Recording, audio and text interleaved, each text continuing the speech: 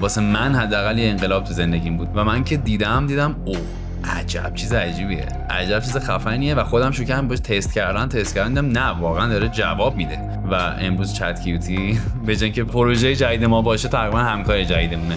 چت کیوتی چیه؟ چت کیوتی یه پلتفرم آل این وان ای آیه که شما میتونید به تمام تاپ تولزای هوش مصنوعی دسترسی داشته باشین. تو ایران مشکل فیلترینگ هست، مشکل دلاری بودنه هست و الان پلتفرم چت کیوتی یه پلتفرمی که تمام تولای ای آی همه رو جمع کرده توی یه تولی با یه پیمنت. شک داشتم به این پروداکت، شک داشتم که آیا این واقعا جی پی تیه، آیا این واقعا همون ورژن جی پی تی توربوه. گفتم که ببین این پروداکت وقتی که من چند روز ازش استفاده کردم سابسکریپشن های خودم رفتم کنسل کردم، به خاطر اینکه فقط هم بحث عقب موندن و استفادهش نیست، اصلا همین که آشنا باشی با همین تولا هست. کل تقویم محتوایی و سناریوی ویدیوها رو، کیفیت صدای ویدیوهامو بخوام درست کنم، همه کارهایی که یک نفری میتونه انجام بده رو من با کیوتی خیلی راحت دارم انجام میدم. دیگه تو اینه که چت جی پی تی نیست و بس بده به که حالا فقط هم یه چت جی پی تیه که روزی 20 تا طول داره میاد. یه همچین تکنولوژی، یه همچین چیز خفنی، یه آدمی مثل مادر من اکسس به یه همچین سرویس و طولی نداره. من اونجا بود که به امیر پارسا گفتم آقا هستم.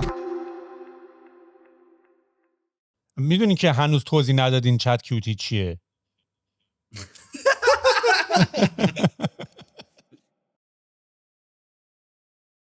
بریم آقا بریم. چطورین؟ مخلصیم. سینا نشاط، امیر پارسا نشاط. حالتون چطوره؟ برای بار سوم.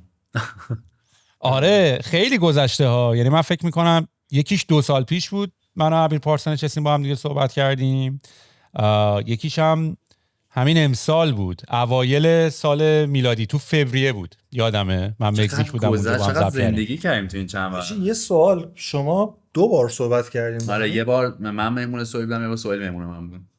من رفت آمد میکنیم دیگه. آره من یکی. آره آقا من خیلی خوشحالم اول از همه بگم که اینجا بین شما 2 نفر که متخصصین در مورد متخصص تر که غلط متخصصین دیگه و خیلی خوشحالم. خواستم بهتون بگم که این اتفاق واسه من خیلی اتفاق بزرگیه و فکر می‌کنم واسه خیلی هم اتفاق بزرگی بخواد باشه. دمتون گرم. من فکر می‌کنم افتخار ماست. نفرمایید. این یه لگ ریز شما 2 نفرین خیلی سخته، چون با وایس هم ببینم اگه تو حرف نزنی کی حرف میزنه، اون یکی آیا مثلا اون یکی حرف میزنه یا نمیزنه. خب ولی آقا دمتون گرم. من فکر کنم برای کسایی که سینا رو میشناسن، امیر پارسا رو میشناسن، جالب باشه بدونین شما 2 تا داداشین. شما 2 تا داداشین؟ آره ما 2 تا داداشیم. چند وقت داداشین؟ ببین یه بگم خیلی جالبه که سینا همیشه تو حوزه‌ای که کار میکرد، حوزه آیتی و کلا بحثای تخصصی اینجوری، بذار من اصلا هیچ تعریف کنم. سینا خب من بچگی میشناسمش دیگه، داشت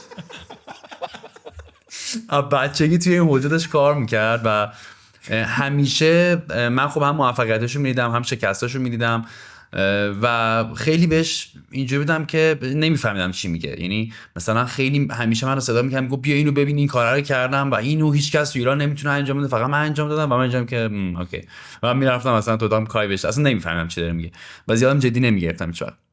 تا اینکه بعد از یه مدت دیدم نه واقعا موفق شد و واقعا بیزنس داره و شرکت داره و کلی نیرو اینا. گفتم خب ایول مثل اینکه واقعا آره یه اتفاقی افتاده و سر این محض پروداکتی که امروز هم دور هم جمع شدیم به صحبت کنیم همین اتفاق افتاد و یه بار به من گفت، سینا با ایران قرار کرده بود دیگه، کلا با ایران کار نمی‌کرد، یه بار به من گفت و من که دیدم اوه عجب چیز عجیبیه، عجب چیز خفنیه و خودم شروع کردم باش تست کردن دیدم نه واقعا داره جواب میده، برای من حداقل داره جواب میده. واسه اینکه بریم تو بحث اینو میخوام بهت بگم که انقدر جواب داده که یکی از نیروهای تیم من تو بخش ایده پردازی از تیم رفت و ما کسی رو استخدام نکردیم و امروز چت کیوتی به جای اینکه پروژه جدید ما باشه تقریبا همکار جدیدمونه و داره تو تیممون کار میکنه. امروز هم دوره هم جمع شدیم که راجع به موضوع صحبت بکنیم. این چت کیوتیه که واسه من حداقل یه انقلاب تو زندگیم بود و فکر می‌کنم واسه خیلی هم مطمئنم با هر کسی که هوش مصنوعی داره کار میکنه واسه این اتفاق افتاده. شما 2 نفر قطعا خیلی تخصصی تر قراره صحبت بکنین در ادامه. من همیشه به عنوان یوزر بودم توی این قضیه، حالا امروز پیشتون هستم به عنوان کسی که در واقع توی این پروژه هست، بیشتر یک رسالتیه که آدمای بیشتری رو با این پروداکت آشنا بکنم توی این بخش قضیه. من حالا میشه گفت متخصص‌ترم و بیشتر دارم کار میکنم که این در واقع پروداکته که اینقدر چیز خفنیه و اینقدر اتفاق بزرگی رو تو زندگی همه میتونه رقم بزنه رو بتونم به آدمای بیشتری معرفی بکنم. ولی خب من فکر می‌کنم مخاطبای تو خیلی بیشتر دوست دارن اول اصلا بحث تخصصیشو بدونن، برای همین میکروفون رو پاس میدم داداشم. یه چیزی من اولش بگم خیلی جالبه.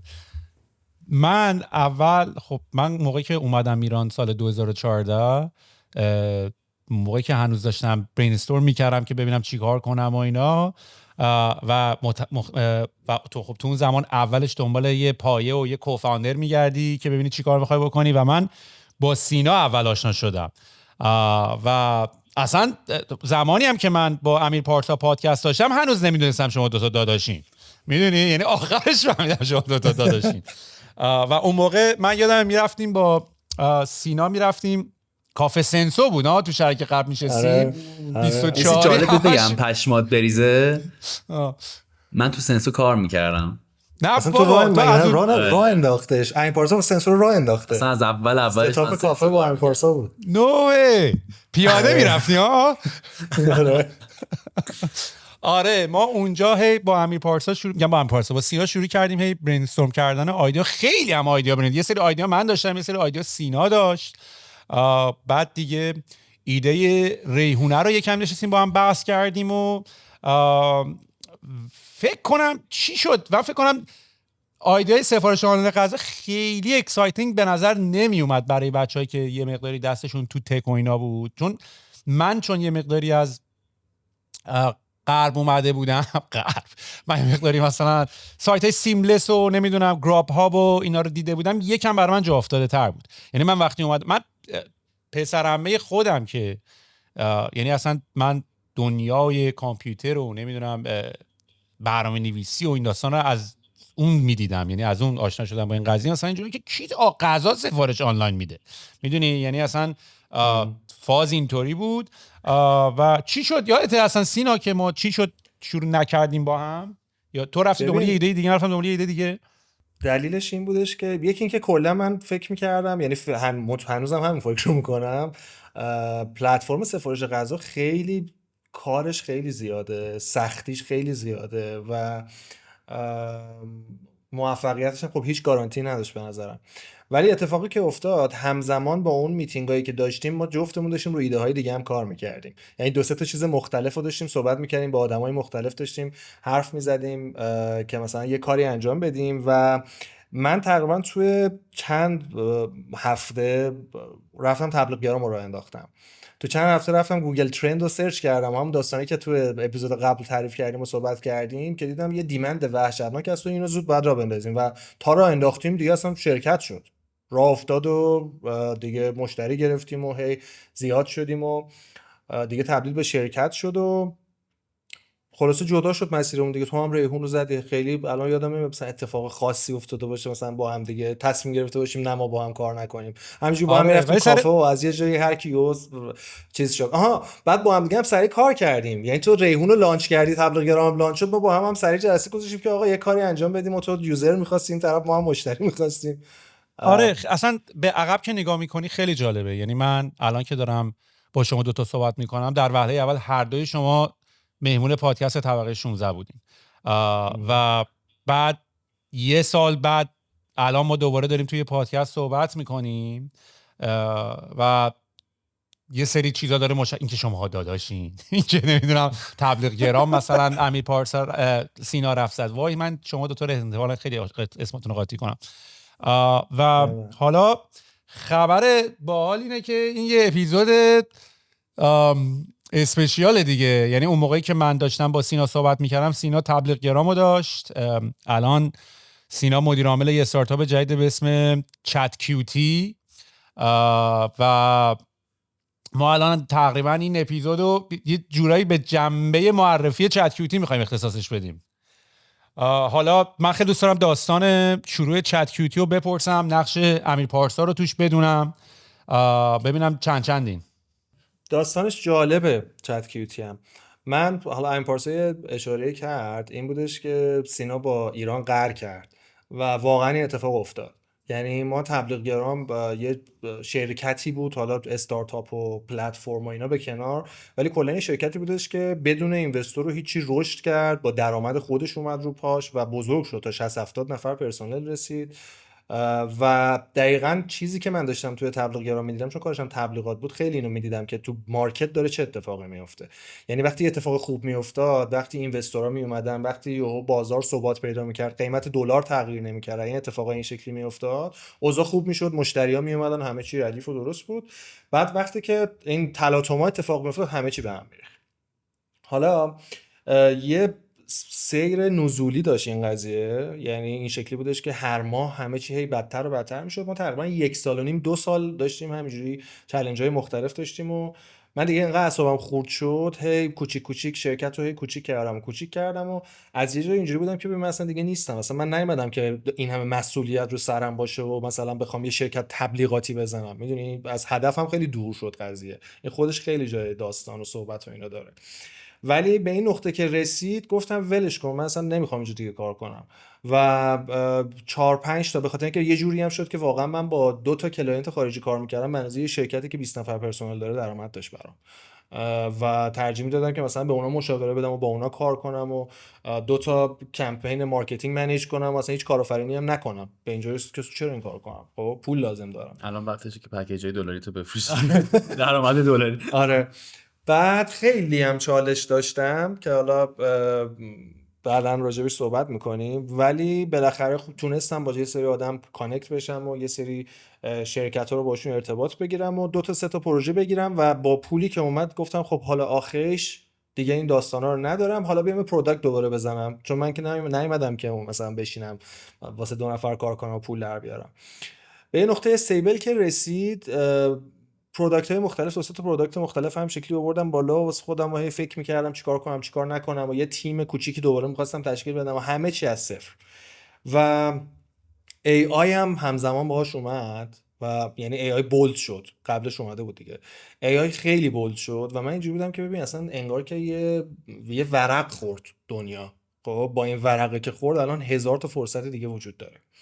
بعد اولین ایده که داشتم این بودش که بیام یه پلتفرمی بنویسم، اصلا کلا یه پلتفرمی درست کنم بنویسم که برنامه‌نویس جداگانه کار میکنه. ولی تو ذهنم این بودش که بیام یه پلتفرمی درست کنم که تجربیات مارکتینگمو بیارم توش. یعنی اول قضیه این بودش که یه پلتفرمی برای چی میگن مارکترها باشه که مارکترها بتونن از AI استفاده کنن و ابزارهای فاین تیون شده و این داستانا باشه. و بعد اومدم اینجوری شدم که یعنی درستم کردم، پروداکت تا حد خیلی زیادی پیش رفت و بعد یه چیز دیگه اومد تو ذهنم که اوکی این پروداکت خیلی کامل شده، شاید استفاده عمومی تر هم داشته باشه، که بعد با هم دیگه اگه باشه نشستیم صحبت کردیم که بحث این که آقا یه جای نیش رو تارگت کنیم که مارکتران یا نه این ابزاره خیلی ابزار وایدیه، بحثی که همیشه سر دورهای آدم قرار میگیره دیگه. و من همش فکر می‌کردم که اوکی من قرار تو مثلا با مارکت امارات و بعدش آمریکا مثلا بخوام اینو پرزنت کنم، حرف خیلی زیادی داره واسه گفتن نداره واسه گفتن، هی برام اینا علامت سوال بود. همینجوری که تو این فکر رو بودم یهو یاد این افتادم که من الان همه این طولا رو دارم. خب وقتی همه این طولا رو دارم یه چالنجی که میتونم حل بکنم اینه که این طولا همه سابسکریپشن دارن، 300-400 دلار در ماه قیمتشه. خب اگه پروداکت آل این وان باشه که سابسکریپشن براش نخرن چی؟ بعد همین وسطا یهو این بزنم خود بابا اصلا تو ایران به چت جی پی تی نمیتونن دسترسی داشته باشن. یعنی از همه ور یهو این اومد که آقا وی پی ان نمیدونم یه وی پی ان نمیشناسی که بشه باشه چت جی پی تی رو باز کرد، یه نمیدونم جایی که اینو بشه پرداخت کرد نمیشناسی. و بعدم دوباره یه خبر اومد که اوپن ای کلا بس دسترسی رو ایرانو، یه سری موارد اینجوری که دیگه خیلی بولد شد. به همین پارسا اومدم گفتم همین پارسا من دلم نمیخواد این کارو بکنم ولی دارم این فرصت رو میبینم اینجا. خب من دارم الان یه فرصت خیلی بزرگ میبینم برای اینکه واقعا بشه یه مسئله رو حل کرد و واقعا تاثیرگذار باشه، چون دسترسی به چت جی پی تی خیلی سخته. بهش فکر کن و لطفاً تو بیا بهم اصرار کن که این کار رو انجام بدیم. یکی این که من حوصله ندارم که این پروداکت رو را بندازم و بعد برم دنبال یوزر گرفتن و بعد بیام کلی پول خرج کنم و بعد بیام میدونی حوصله اینا رو اصلا ندارم. یعنی این شکلی هم که اینو تو ایران لانچ کنم یه تقه بخوره اینجوریه که ولش کنین دوباره همون داستان و همون آش و همون کاسه، هم درست گفتم دیگه. آره یه همچین داستانی پیش میاد. ولی تو بیا بهم اصرار کن. و من و امیر پارسا با هم دیگه واقعا شاید جالب باشه بدونن کسایی که دارن میبینن، ما خیلی با هم راجع به ایده های کاری که بریم فلان کارو با هم انجام بدیم صحبت نمی‌کنیم یا نکرده بودیم تا الان. خب این شکلی بودیم که مثلا هر کی با مشورت راجع به سری چیزا می‌کردیم، ولی اینجوری نبودیم که مثلا تعقیب توقی می‌خوره بشیم فلان کارو بریم انجام بدیم. می‌دونی چی میگم؟ اینجوری نبودیم هیچ وقت. و گفتم ببین من دارم این فرصت رو می‌بینم، برو بهش فکر کن و اگر پایه بودی تو بیا به من اصرار کن که این کارو انجام بدیم. تموم شد. گذشت و هفته بعد امیر پارسا اومد گفتش که ببین به نظر من خیلی خفنه. اون روزم که صحبت کردیم من به امیر پارسا اکسس دادم، گفتم ببین میدونی من از چی این پروداکت خوشم میاد؟ گفت چی؟ گفتم که ببین این پروداکت وقتی که من چند روز ازش استفاده کردم سابسکریپشن های خودم رفتم کنسل کردم. خب و وقتی رفتم سابسکریپشن هامو کنسل کردم بشکن زدم، گفتم این الان شد اولین چیزی که من واقعا تو زندگی خودم تاثیر گذاشت و اوکی کامل باش. یه چیزی با مزه تعریف کنم سوال همینجا. اون روزی که سینا با من گفت ما حالا تو تیم خودمون اول امسال قرار بود که یه سری پروداکت از طرف خود تیم امیر پارسا در واقع عرضه بشه به بازار و خیلی پر بودیم. یعنی تا آخر سالمون اصلا یه جوری بودیم که هیچ پروژه جدیدی نمی‌خوایم قبول بکنیم، تمام تمرکزمون بعد اینا باشه. کی بود؟ چند وقت پیش بود گفتین؟ چند ماه پیش بود فکر کنم. آره. بعد سینا که به من گفت من رفتم به روژین همکارم گفتم که روژین مثلا یه همچین پیشنهاد آفری هست خیلی باحال و اینا. روژین گفت نه امیر پارسا اصلا نمیرسیم بخوایم این کارو بکنیم. گفتم آره منم فکر کردم که نرسیم احتمالاً. دیگه اومدم خونه و سینا که بهم دسترسی داد به چت کیوتی رفتم شروع کردم کار کردن و احساس کردم که جای روژین رو میتونه بگیره واسم. و به روژین گفتم که روژین فکر میکنم که باید این کار رو انجام بدیم. گفت نه این پارسا. گفتم ببین این از تو خیلی بهتر داره کار میکنه و بهتره که قبولش بکنی که عضو تیم عضو پروژه‌مون باشه. دیگه یکم که میدونی چرا این گارد وجود داشت؟ خیلی جالبه. اول حرفت خود اشاره کردی که تو از غرب اومده بودی و این پلتفرم در واقع سفارش آنلاین غذا میدونستی که میتونه اتفاق بیفته و تو ایران آدما باورش نداشتن زیاد. من فکر می‌کنم تو ایران به خاطر اول از همه تحریم‌ها، اول از همه اینکه ما دسترسی به حساب‌های بانک‌های در واقع بین‌المللی و پرداخت دلاری نداریم، کلا عقبیم. همیشه از کل دنیا توی همه مسائل عقبیم و همه چی واسمون خیلی گرون‌تر تمام میشه. همیشه این عقب بودنه همیشه بوده، ولی با اومدن AI تو دنیا من فکر می‌کنم سرعت تکنولوژی و پیشرفت خیلی سریع‌تر شده و سرعت عقب موندن تو ایران هم خیلی سریع‌تر شده. یعنی هر چی داره جلوتر میره ما داریم عقب‌تر میمونیم چون دسترسی نداریم بهش. و اینکه کلمه حالا سینا گفتش که یک ورقی خورد دنیا با اومدن AI، من اینو لمس کردم، ولی خیلی‌ها تو ایران به خاطر اینکه باش کار نکردن لمسش نکردن، نمیدونن چه انقلاب بزرگی اتفاق افتاده، نمیدونن چه اتفاق عجیب و غریبی هستن، نمیدونن چقدر همه چی عجیب‌تر و راحت‌تر و اصلا خیلی اتفاق بزرگ افتاده و تویی که اونوری شاید مثلا یک سال پیش چندین ماه پیش اینو لمس کرده باشه و از اون هیجانه واسط گذشته باشه. دیدی اول ارتباط آدم‌ها هیجان دارن و بعد از این مدت عادی میشه. اینم همونه، تو اون هیجانا رو گذروندی و خیلی کول برخورد میکنی که اوکی مثلا کارمو با جی پی تی انجام میدم، اوکی ویدیومو میدم این بسازه، عکسامو میدم میسازه. و ما تو ایران اینو خیلی‌ها لمس نکردن، خیلی‌ها نمیدونن چقدر ابزار عجیب و غریبی تو همه کار. من الان میگم عضو یکی از بچهای تیمم چت کیوتی کل تقویم محتوایی و سناریوی مثلا ویدیوها رو کیفیت صدای ویدیوهامو بخوام درست کنم، همه در واقع کارهایی که یک نفری میتونه انجام بده رو من با کیوتی خیلی راحت دارم انجام میدم و اینو من دارم لمس میکنم و فکر میکنم واسه آدمای این گارده که وجود داره این در واقع یک تغییره که میترسن انجامش بدن یا ورود بکنن بهش واسه اینکه لمسش نکردن، واسه اینکه عقبیم و هی داریم عقب‌تر میمونیم اگه واردش نشیم. و منی که اینو لمس کردم شروع کردم به روژین اصرار کردن که روژین بیا اینو ببین چه چیز عجیبیه و خودم به سینا اوکی دارم که سینا من هستم. با اینکه من خودم آدمیم که اصلا ریسک نمیکنم، یه جا بدونم که یه باگ وجود داره وارد نمیشم. ما تبلیغات برند میخوام انجام بدیم دهن یارو سرویس میکنیم. امروز یکی از دوستان داشت میگفت تو خودت به خودت ایمیل بزنی برای تبلیغات قبول نمیکنی احتمالاً، اینقدر که سختگیرانه فکر میکنی نسبت به همه چیز. و با همه ریسکاش، با همه این که تازه است قضیه، میدونستیم که مطمئنا باگ اولش ممکنه وجود داشته باشه، میدونستیم که همه چی تازه پایه، ولی چند تا موضوع وجود داشت. یکی این که دسترسی این عقب موندنه وجود داشت اول از همه، که آدما بتونن این انقلاب رو لمس بکنن، بتونن واردش بشن، ببینن عجب چیز عجیب و غریبیه. و بعد اینکه من فکر می‌کنم یه چیزی که جای خیلی چیزا رو میتونه واسم بگیره. من خودم دیگه گوگل نمی‌کنم، همه رو از چت جی پی تی می‌پرسم هر سوالی که دارم. و این حالا می‌خواستم این سوالش رو تعریف کنم که اون یه هفته‌ای که من داشتم در واقع چالش داشتم با بچه‌های تیم سر همین موضوع، و بعد احساس کردیم که اوکی این میتونه یکی از پروژه‌های خیلی خفن و موفق ما باشه که جزء پروژه‌های حالا تیم خودمون تو بحث میگم رسانه‌ایش بخوایم روش کار بکنیم. میدونی که هنوز توضیح ندادین چت کیوتی چیه؟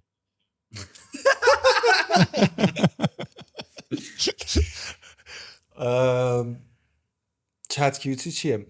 چت کیوتی یه پلتفرم آل این وان ای آیه که شما میتونید بدون تهیه اشتراک ماهیانه یا سالیانه به تمام تاپ تولزای هوش مصنوعی دسترسی داشته باشین و فقط به میزان مصرفتون هزینه کنید. چه شکلی؟ کیف پولتون رو شارژ میکنید با یه عدد خیلی کم، عددش میشه $3 به معادل ریالی از درگاه پرداخت شارژ میکنید و به حالا به بالا هر چقدر که نیاز باشه و میتونید به ابزارهای مختلف دسترسی داشته باشین. حالا این ابزارها مثل خود چت جی پی تی و چت با هوش مصنوعی مختلفه که مدل‌های مختلف هوش مصنوعی توشن و هوش مصنوعی عکس، یه سری تولید کننده عکس داریم و ابزارهای تبدیل متن به گفتار داریم، تبدیل گفتار به متن داریم. من اینا رو دارم سعی می‌کنم همه رو خیلی شمرده و فارسیشو بگم و خدمتتون عرض کنم که خوشش سوئد می‌خوره. آره خوشش سوئد. بعد و تمام مدل‌های تاپ رو سعی کردیم که اینتگریت کنیم با هم و این ابزارها هم تو خود چت کیوتی باز با هم دیگه یک پارچه باشن و بشه توی یه ابزار از یه ابزار دیگه استفاده کرد. مثلا شما اگر توی چتتون ایمیج بخواین بتونه این بره، مثلا با یه مدلی که ایمیج نداره دارین چت می‌کنین بتونه بره یه ایمیج جنریت کنه. و در نهایت هم کاری که دوست داریم انجام بدیم اینه که بهترین تولا رو بتونیم خیلی سریع اضافه بکنیم، همیشه در دسترس باشه و برای برنامه نویسا هم در مرحله بعدی می‌خوایم وب سرویس بدیم و کلا راهو باز کنیم دیگه. این خلاصه معرفی چت کیوتی. آره ببین، پس طوری که میتونیم نتیجه بگیریم اینه که عملاً یعنی زمانی که شما هم داشتین راجع به این ایده با من صحبت می‌کردین، اون اول از همه یه چیزی راجع به سینا مثلا من بگم خیلی جالبه. خیلی از آدما فکر میکنن که آدمایی که الان یه استارتاپ دارن، یه بیزنس ایده دارن، اینه که یه ایده داشتن بعد ایده رو انجام دادن بعد ایده شده، هیچ وقت خبر ندارن چقدر. مثلا من تو حتی همین تبلیغیران بعدشون شرکت وب دیزاینر، بعدش یه 1000 تا کار آدم میکنه تا برسه به یه ایده. واسه همین اینا واقعا ایده یا راه یک شبه و یک کار کردن و بهش سریعتر رسیدن نیست. اما موقعی که مثلا شما داشتین با من راجع به این ایده صحبت می‌کردین، خب معمولاً برای من که اینجا حالا با این داستان‌های فیلترینگ و اینا دارم سر کله نمیزنم، یه مقداری خب این بود که خب من خود من تقریباً هم اکانت چت جی پی تی دارم، اکانت پشتش اوپن ای آی دارم که بخوام برای همین طول بهتر مود خودمون باش واسیم داریم استفاده میکنیم، انتروپیکو دارم، نمیدونم سورا رو الان دارم تست میکنم. سورا هم به خاطر اینکه سروراشون توی ماه دسامبر که الان این کریسمس و هالیدی و ایناست یکم سبک شده، به همه اکانت های پریمیوم اکسس کامل داده، بریم یکم باش ور بریم. دیشب که رفتم باش ور رفتم و این داستانا کلی طول دیگه هست. یعنی مثلا من خودم سر همین پادکست که حالا تو میگی روژین گفتی آقا ما دیگه نیاز نداریم، مثلا من الان حاجی مثلا ای آی خودش پادکست بعضی موقع ادیت میکنه، ساب تایتل ها رو در میاره، شورت پیدا میکنه، میگه مثلا احتمال اینکه این شورت وایرالیتیش بره بالا اینقدره، نمیدونم اسکور میده، سامرایز میکنه، ریسرچ کردن مهمونام، سوالا رو پیدا کردن، اصلا چیز عجیبیه واقعا. تازه حالا ما فقط تو محیط متنی هم داریم حرف میزنیم، قبلا ما دهنمون سرویس میشد آدیو ادیت کنیم، میدونی الان مثلا آدیو، مثلا همین ادوبی خودش پادکست داده، ادوبی پادکست، میتونی قشنگ فایل صدا تو آپلود بکنی، برات اکوشو میگیره، آیزولیت میکنه، نویز پشتشو ور میداره، کوالیتی بر ما بهتره، تستش کن.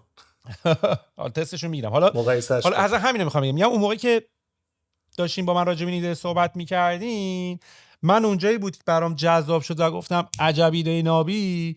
اونجا بود که هی این مامانم من به من زنگ میزد میگفت سوال این چت جی پی تی رو برای ما نمیریزی محکم باش وریم. هی منم خیلی تبلیغشو میکنم که مثلا به خواهرم به مامانم آقا اینا رو استفاده کنی خیلی به درد میخوره و این داستانا. یه بار مامانم زنگ زد گفت سوال این چت جی پی تی، بعد منم اینجوری که بابا برو اپ استور بگیر دیگه. بعد بابا به مامانم گفت نمیشه و اینا. گفتم بابا بیا اسکرینتو شیر کن ببینم گیرت کجاست. اسکرین شیر کن که هیچ اصلا، یعنی همون اسکرین شیر کردن خودش یه داستانیه. بعد من اصلا دیدم لاگین کردن تو اپ استور داستان بود. یعنی از مشکل من با مامان من اصلا از خیلی زودتر شروع میشه.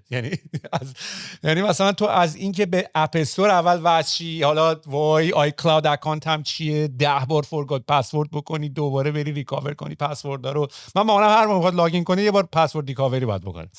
بعد وقتی میری تو، حالا اگه استور یو اس باشه، استور یه جای دیگه باشه، حالا چت جی پی تی رو با بدبختی پیدا کنی دانلود بکنی.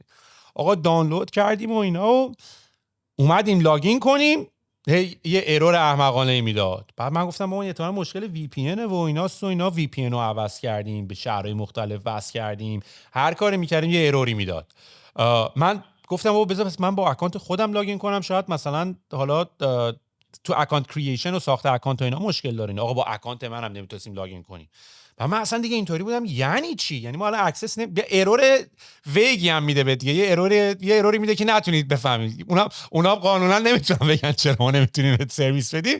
یه اروری میپرونه یارو که مثلا میگه آقا نمیشه دیگه، دست از سرمو بردار اینا. من اونجا ناراحت شدم اصلا که یعنی یه همچین تکنولوژی، یه همچین چیز خفنی، یه آدمی مثل مادر من اکسس به یه همچین سرویس و طولی نداره دیگه. تو اینو که چت جی پی تی نیست و بس بده به اینکه حالا فقط هم یه چت جی پی تیه که روزی 20 تا طول داره میاد. میدونی هر روز داره یه طول جدید میاد. بعدش هم چت جی پی تی برای یه چیزی خوبه، انتروپی کلاودی برای یه چیز دیگه خوبه، هر چیزی برای یه چیزی خوبه. من اونجا بود که به امیر پارسا گفتم آقا هستم، که من فکر میکنم جالبه حالا همه بدونن که این استارتاپ چت کیوتی الان یه کلابریشن بین ما سه تاست که گذاشتیم پشتش اینو بیاریمش توی مارکت. و واقعا معمولا این تیپ ایده ها که ایده های که مثلا یه چیزی توی ایران نیست بعد ورش میاری اینا رو همیشه میزنن به حساب کاسب تحریم و نمیدونم از این ایده ها رفتین دزدیدین و نمیدونم از این چیزا. ولی واقعا یک محدودیتی که توی ایران وجود داره رو داره از پای جلوی آدما بر میداره. و اصلا یه سرویسه که توی این ورم خوبه، یعنی این آل این وان همه طولا رو توی یه جا داشته باشی. حالا توی ایران مشکل فیلترینگ هست، مشکل دلاری بودنه هست، مشکل سابسکریپشن و پیمنت های سرویس های مختلف هست. و الان پلتفرم چت کیوتی پلتفرمی که تمام طولای ای آی، حداقل اونایی که فعلا تاپان و بالان و یوز کیس های خیلی بالاتری دارن و همه رو جمع کرده توی یه تولی با یه پیمنت، تو به یه تول اکسس داری و پی از یو گو هم هست. حالا راجع به ایناش هم میتونیم صحبت بکنیم و من بحث دارم سر ایناش.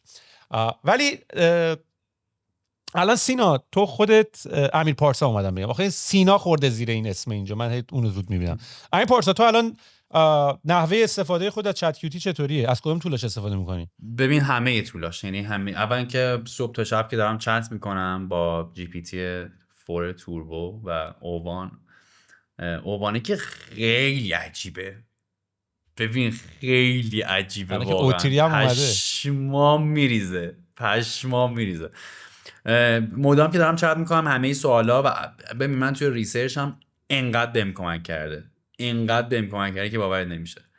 یکم راستشو بخوای میشم بگم کنگوشا که گفتی یه کوچولو کنگوشادم کرده. یعنی دیگه مثلا بهش میگم همه چیو سرفصل بندی بهم توضیح میده و بهش میگم که مثلا این بخششو بهم بیشتر توضیح بده با مثال. اصلا خیلی عجیب و غریب توی ریسرچ، خیلی قشنگ. بعد اولا بهش اعتماد نمیکردم، یعنی موضوعی که میگفت فکر میکردم داره چرت و پرت میگه، میرفتم خودم دوباره گوگل میکردم، سرچ میکردم، مقالاتشو در میارم، میدم نه همینه دیگه، واقعا درست داشت میگفت بچه. از بقیه ابزارم همینطور. مثلا من توی ویدیوهایی که میسازم، خب من چون با صدای مردم همش، یکی تو خیابون وایس میفرسته، یکی مثلا میره تو اتاقش یواشکی وایس میفرسته واسه من که مثلا کسی نشنوه اون وایس رو.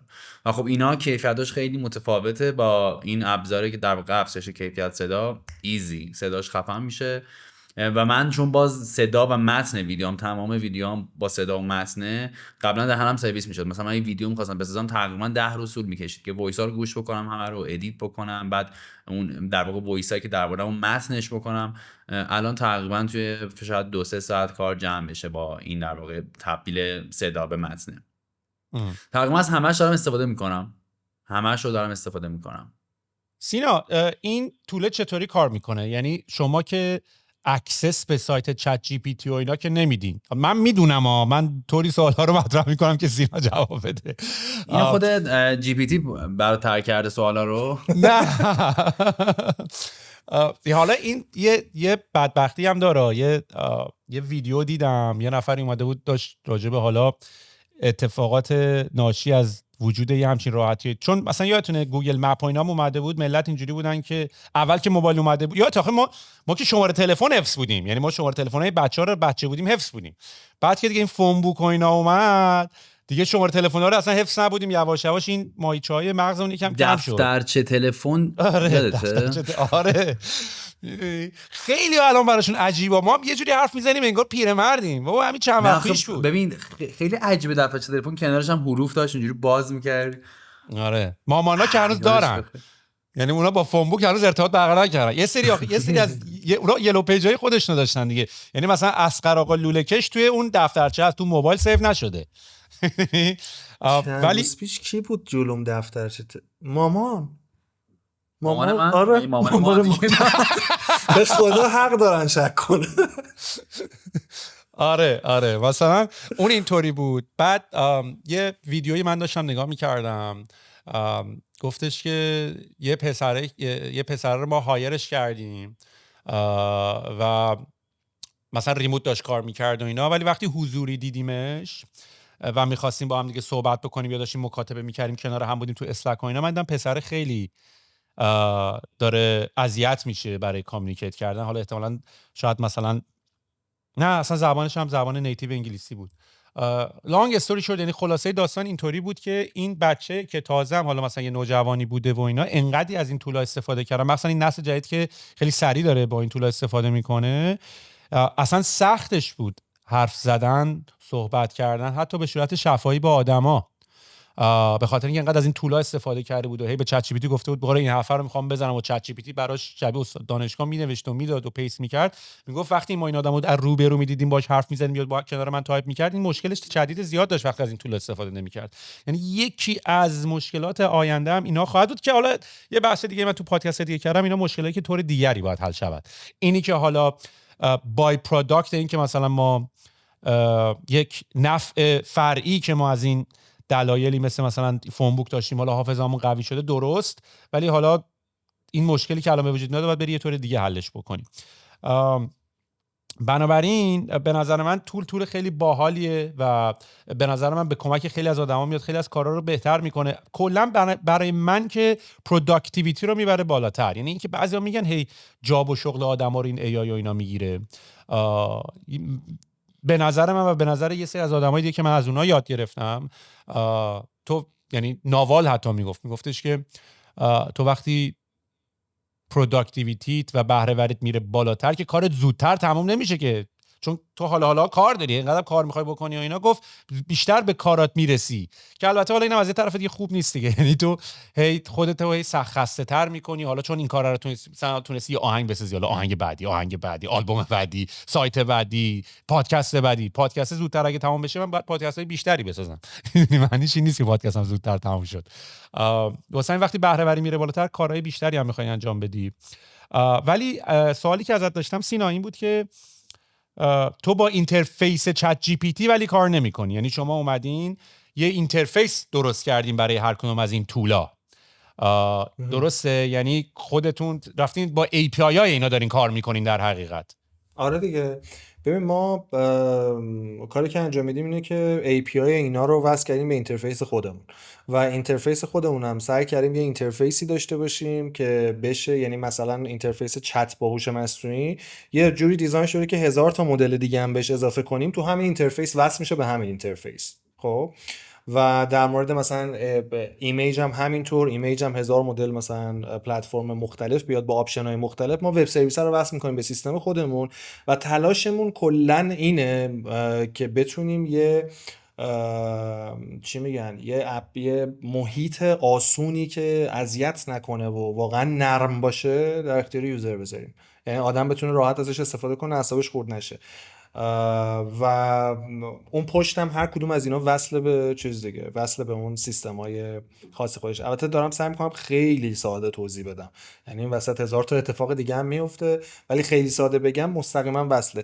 و حالا یه چیز جالب برای تعریف کنم، الان گفتی به همین وب سرویس، من نمیدونم امیر پارسا دفعه اول که راجع به این سیستم اومد صحبت کرد، راجع به چت کیوتی اومد صحبت کرد، یه سری ما مثلا خیلی کم و زیاد نه ولی 7-8 مورد داشتیم که این 7-8 مورد اومدن گفتن که آقا از کجا معلوم که این داره جی پی تی جواب ما رو میده. امیر پارسا دفعه اول به من گفتش که سینا واقعا خب این سواله براشون، از کجا معلوم که این جی پی تی مثلا 4o مینی داره جوابشون رو میده. من برای خودم مثلا همچین چالشی تو ذهنم وجود نداشت. خب من اینجوری بودم که ببین اصلا اگر من مدلی داشته باشم که مثل 4o مینی بتونه جواب بده که اصلا میرم دنیا رو تکون میدم، برای چی بیام اینجا به تو اکانت بفروشم خب با این هزینه. بعد من اینو به امیر پارسا گفتم که آره این چیزی که تو داری میگی اوکیه ولی خودت میفهمی اینو. بعد گفتم که خب چی بگم آخه، گفتم اوکی بیا یه کاری کنیم، مثلا بیا خود چت جی پی تی پریمیوم و اون نسخه پروشو یه سوال بپرسیم، این طرف هم یه سوال بپرسیم، این دیگه قانع کننده است، اینو هر آدمی میتونه درک کنه ببینه دیگه. گاره اوکیه. و دیگه امتحان کردیم و مثلا چند نفرم که اینو سوال کردیم گفتیم خودتون برین انجام بدید و حالا اسکرین ریکورداش هم بعداً به زودی میذاریم توی جاهای مربوط. خلاصه میخوام بگم که این چالشه و سواله که پرسیدی واقعا واسه آدما وجود داره، یعنی یه سری اینجوریه که آقا خب این چجوری داره کار میکنه. هر کدوم اینا دقیقاً وصل به زیرساخت نرم افزاری و وب سرویس شرکتی که شما از سرویسش دارین استفاده میکنید. خود جی پی تی هم اذیت میکرد دیگه، ازش میپرسیدی تو چه نسخه‌ای هستی. خب اینو که داره. آره یه سری هم مثلا همون ببین خیلی جالبه، ما یه مشکل دیگه هم که داشتیم، یه سری از مشکلات اوپن ای آی برای ما هم داشت تکرار میشد. یعنی چی؟ بهمون ایمیل میزدن شاکی از این که من از این پرسیدم امروز چندمه، این به من گفته که امروز مثلا 14 اکتبر 2021. این حتی تاریخ هم نمیفهمه. آره همین الان ازش بپرسی سوتی میده. من دیشب پرسیدم سوتی داد چت جی پی تی. آره بعد گفتم آقا این اصلا این چیزی که دارید میگید دلیل داره، برید سرچ کنید، اصلا ربطی به چت کیوتی نداره. این قضیه مربوط به اینه که هوش مصنوعی تا یه سالی چیز میشه ترین میشه و اگر دیتاش بروز باشه اصلا خطرناکه. اگه دیتاش تو همین امروز باشه من همه بازارهای مالی دنیا رو میتونم الان تکون بدم. خب هزار یک کار مختلف میشه باش کرد و دسترسی به اینترنتش هم قطعه. و برای همین داستان ما فیچری رو اضافه کردیم که دیتای بروز وقت نیاز داشته باشه بره سرچ کنه. قبل از اینکه سرچ جی پی تی بیاد ما اینو داشتیم، بره سرچ کنه. خب مثلا بگی آقا بیت کوین چنده، همین الان چت کیوتی بهت میگه بیت کوین اینقدره. خب یا مثلا تاریخ امروز چیه دیگه، اینا رو فیکس کردیم خلاصه.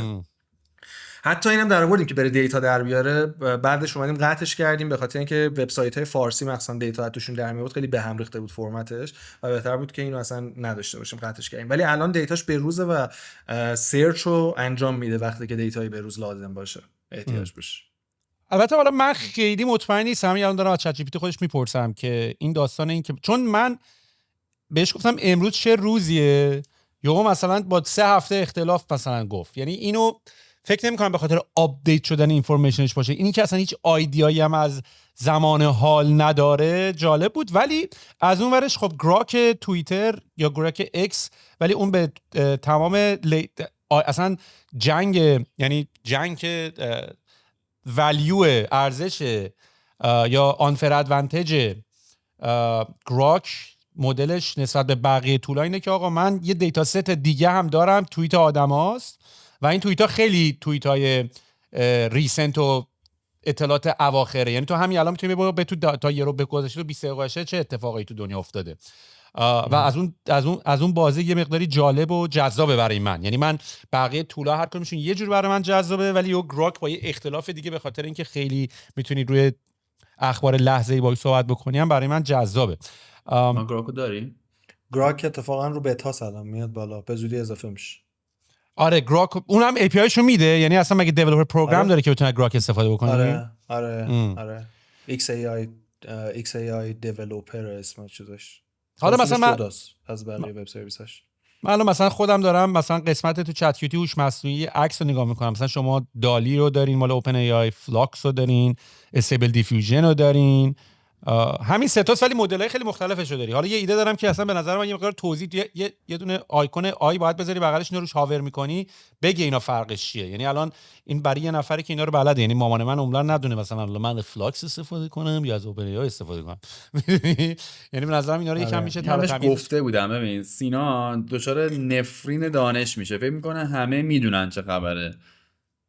آره طوله اصلا به نظر من یک طوله جدا از، میدونی به نظر من چشمانداز و مأموریت چت کیوتی برای من چی میتونه باشه. یعنی جدا از بحث این که یه طولی رو اومدی قابل دسترس کردی برای آدم ها، ولی جنبه آموزشی الان داره. میدونی یعنی تو داری یه مقداری با این طوله اصلا یاد میگیری چجوری کار بکنی، به خاطر اینکه وقتی چت جی پی تی بغل دستت نیست و راحت نمیتونی ازش ببینم. نسخه وبش هم ارور میده. آره دیگه منم نسخه وبش ارور خورده بودم برای مامانم حتی. یه مقداری برای من جدا از بحث اکونومی و بیزنسش که حالا یه بیزنس جالبی میتونه باشه، خوبم میتونه باشه، که البته حالا بیزنسش هم هزینه داره دیگه. یعنی صرفاً تو پروواید کردن یه همچین سرویسی تو خودت داری پول میدی به این برای اکسس داشتن به اون اوپن ای آی. که الان حالا دوست دارم راجع به بحث اقتصادیش هم با هم دیگه صحبت بکنیم که چه مقدار هزینه برات داره، چه مقدار حاشیه سود داره و حتی داستانای دیگه‌اش همه رو ازت میپرسم داداش، فکر نکن. آره ولی جالبیش برای من اینه که یه مملکتی رو از این که یه مملکتی به هر حال قابلیت دسترسی، آره این فرصت براشون ایجاد میشه که بتونن از این قضیه استفاده کنن و عقب نمونن. به خاطر اینکه فقط هم بحث عقب موندن و استفادهش نیست، اصلا همین که آشنا باشی با همین طولا هست. میدونی یه بچه وقتی چت جی پی تی الان بهش بدی دستش بتونه مثلا راحت یه بازی درست کنه، یه بازی اسنیک درست بکنه، یه بازی مارو اینا درست بکنه، اصلا شاید علاقه‌مندیش به برنامه‌نویسی بره بالاتر و شروع کنه. یعنی اصلا تو الان درصد یکی از دلایلی که میگن دنیای آنفیریه و دنیای مثلا شاید مثلا چون من در بچگی دسترسی به کامپیوتر داشتم، صرف این که یه بچه دیگه توی استان سیستان و بلوچستان مثلا ممکنه دسترسی به لپتاپ نداشته باشه، تنها تفاوت ما الان بعد از 30 سال یه تفاوت خیلی گنده‌ایه، فقط به خاطر مثلا داشتن احتمال یه اکسس به یه کامپیوتر که واقعا هزینه، چون خیلی ها میگن شما بچه مایه‌دار بودین اون موقع مثلا کامپیوترش بود داداش، میدونید چیز طبیعی بود. حالا بچه مایه‌دار باشه ولی بچه مایه‌دار هم دیگه حالا نبودین دیگه، بیلیونر که دیگه نبودین که و الان، ولی خب الان اختلاف در همین یعنی اون داستان کامپیوتره الان اختلافش در حد یه سابسکریپشن به چت جی پی تی خلاصه میشه. میدونی یعنی همون اختلاف الان توی بچه مثلا 10 15 ساله اکسس داشته باشه، تو شاید ممکنه با درست کردن عکس و تونستن درست کردن ویدیو اینا کاملا به صنعت سینما و فیلم علاقه من بشی. میدونی به نوشتن علاقه من بشی، به درست کردن کتاب علاقه من بشی. یعنی برای من از اون زاویه فلسفی اکسس داشتن خیلی برای من جذابیتش از قسمت اکونومیش بالاتره. اکونومیش هم که خب همیشه جذابه دیگه. اکونومی خب بهت کمک میکنه که بتونی این قضیه رو ادامه بدی و هی پروداکت رو بهتر کنی و قوی‌ترش کنی دیگه. چیز جالبت بگم، من خودم گاردی دارم سهیل نسبت به این ماجرا. یکی از دلایلی که من خیلی مقاومت میکردم که با سینا بخوایم وارد این پروژه بشیم و همین همکاری رو انجام بدیم، گارد ذهنی خودم بود و هنوزم گاهی وقتا میاد سراغم که این گارد ذهنیه کم ارزش شدن یه سری چیزایی که برای من ارزش بوده. الان یه کتاب میتونه واسه تو 5 دقیقه بنویسه چت جی پی تی، و کتاب نویسنده بودن قبلا یه ارزشی وجود داشت واسش. یا تو میدونی مثلا علم داشتن و تحقیق کردن و همه اینا یک تخصص بود و الان خیلی ایزی واسه انجام میده این موضوع رو.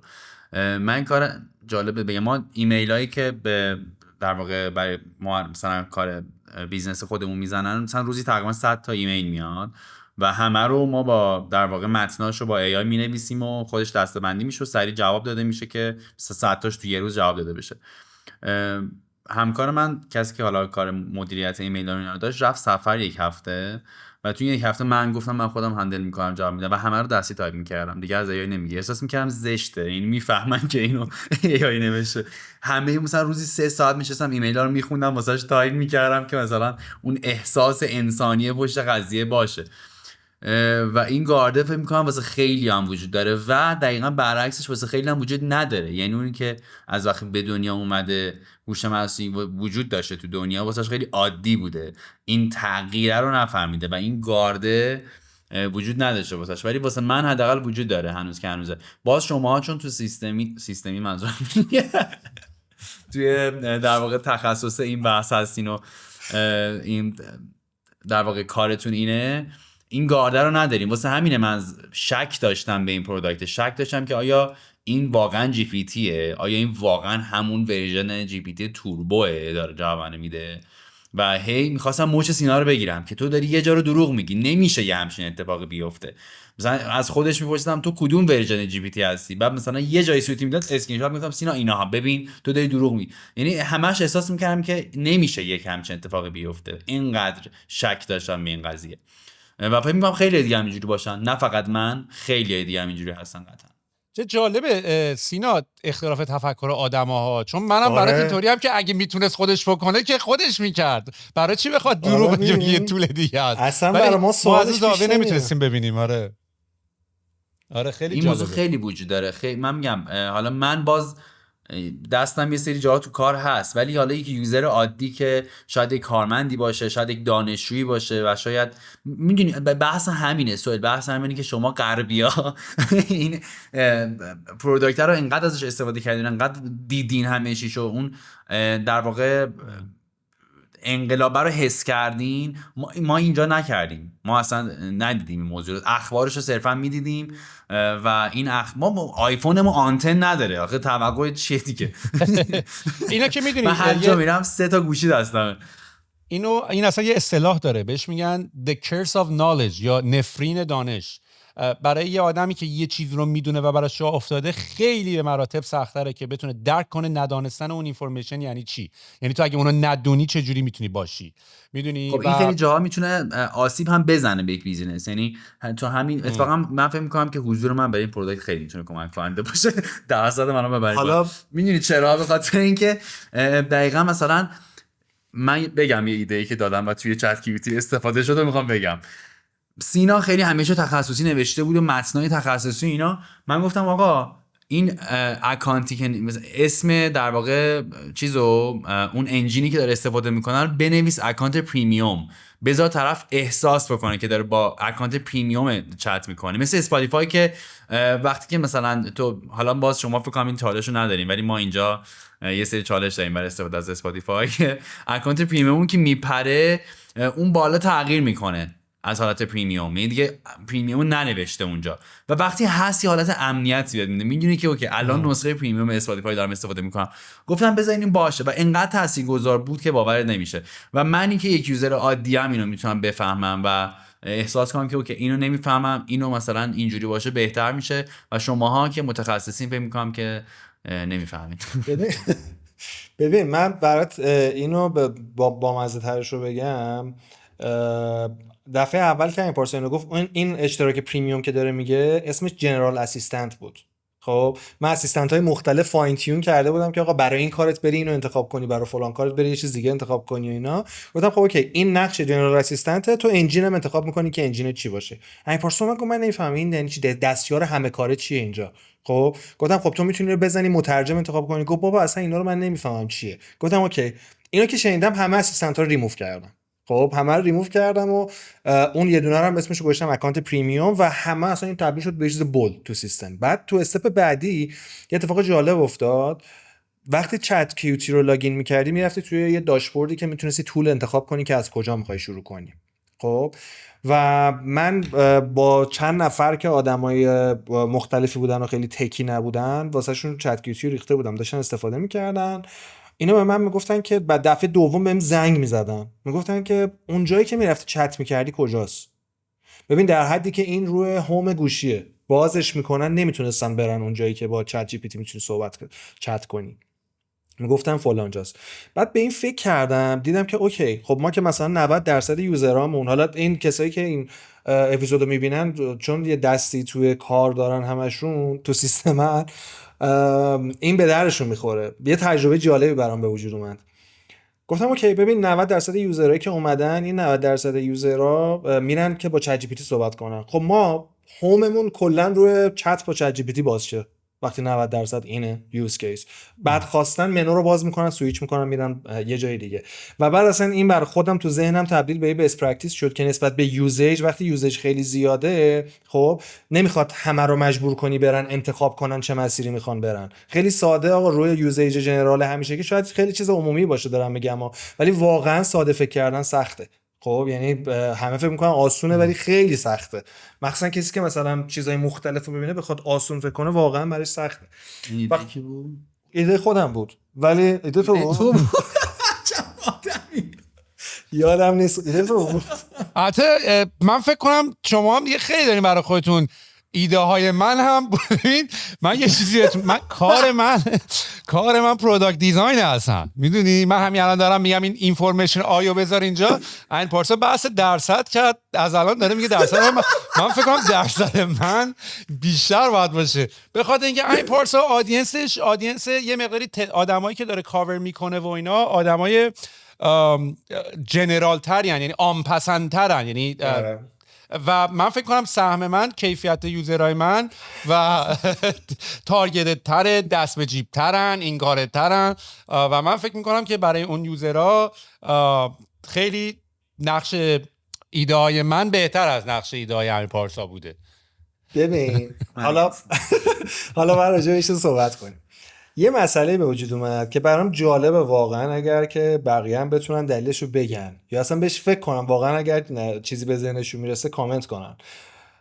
آدمایی مثل خودامون و آدمایی که فالوور طبقه 16 خب خیلی سخت‌تر اعتماد میکنن به چت کیوتی و دلیل اینو من نمیتونم متوجه شم. خب یا یه گاردی به پروداکت ایرانیه یا اینجوریه که مثلا نمیدونم. من فکر کنم میفهمم چی میگی یا بذار من بگم چرا. به خاطر اینکه همیشه یه کاسه زیر نیم کاسه است کارهایی که ما ایرانی‌ها میکنیم. یعنی اول از همه به نظر من شفافیت الان توی پرایسینگ.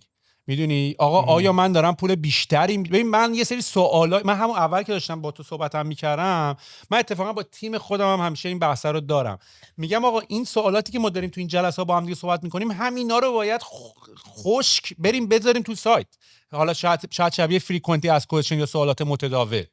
میدونی به خاطر اینکه اول از همه خب بیایم بپذیریم که این ما حالا جو داریم میدیم که مثلا میشن این کمپانی که ایرانی ها از تکنولوژی عقب نمانند و بتوانند از این طول استفاده کنند، ولی خب به هر حال به این ایده های اپورتونیستیک هم میگن دیگه، یعنی یه سری زمانی ایجاد شده، یه فضایی ایجاد شده، یه ویندوی ایجاد شده، یه بازه ایجاد شده که از این موقعیت تو بتونی سریع استفاده بکنیم خب و بتونی از این قضیه هم پول در بیاری هم حالا خب اصلا بیزنس خب نکتهش پول در آوردن دیگه، میخوای در وهله اول میخوای پول در بیاری دیگه.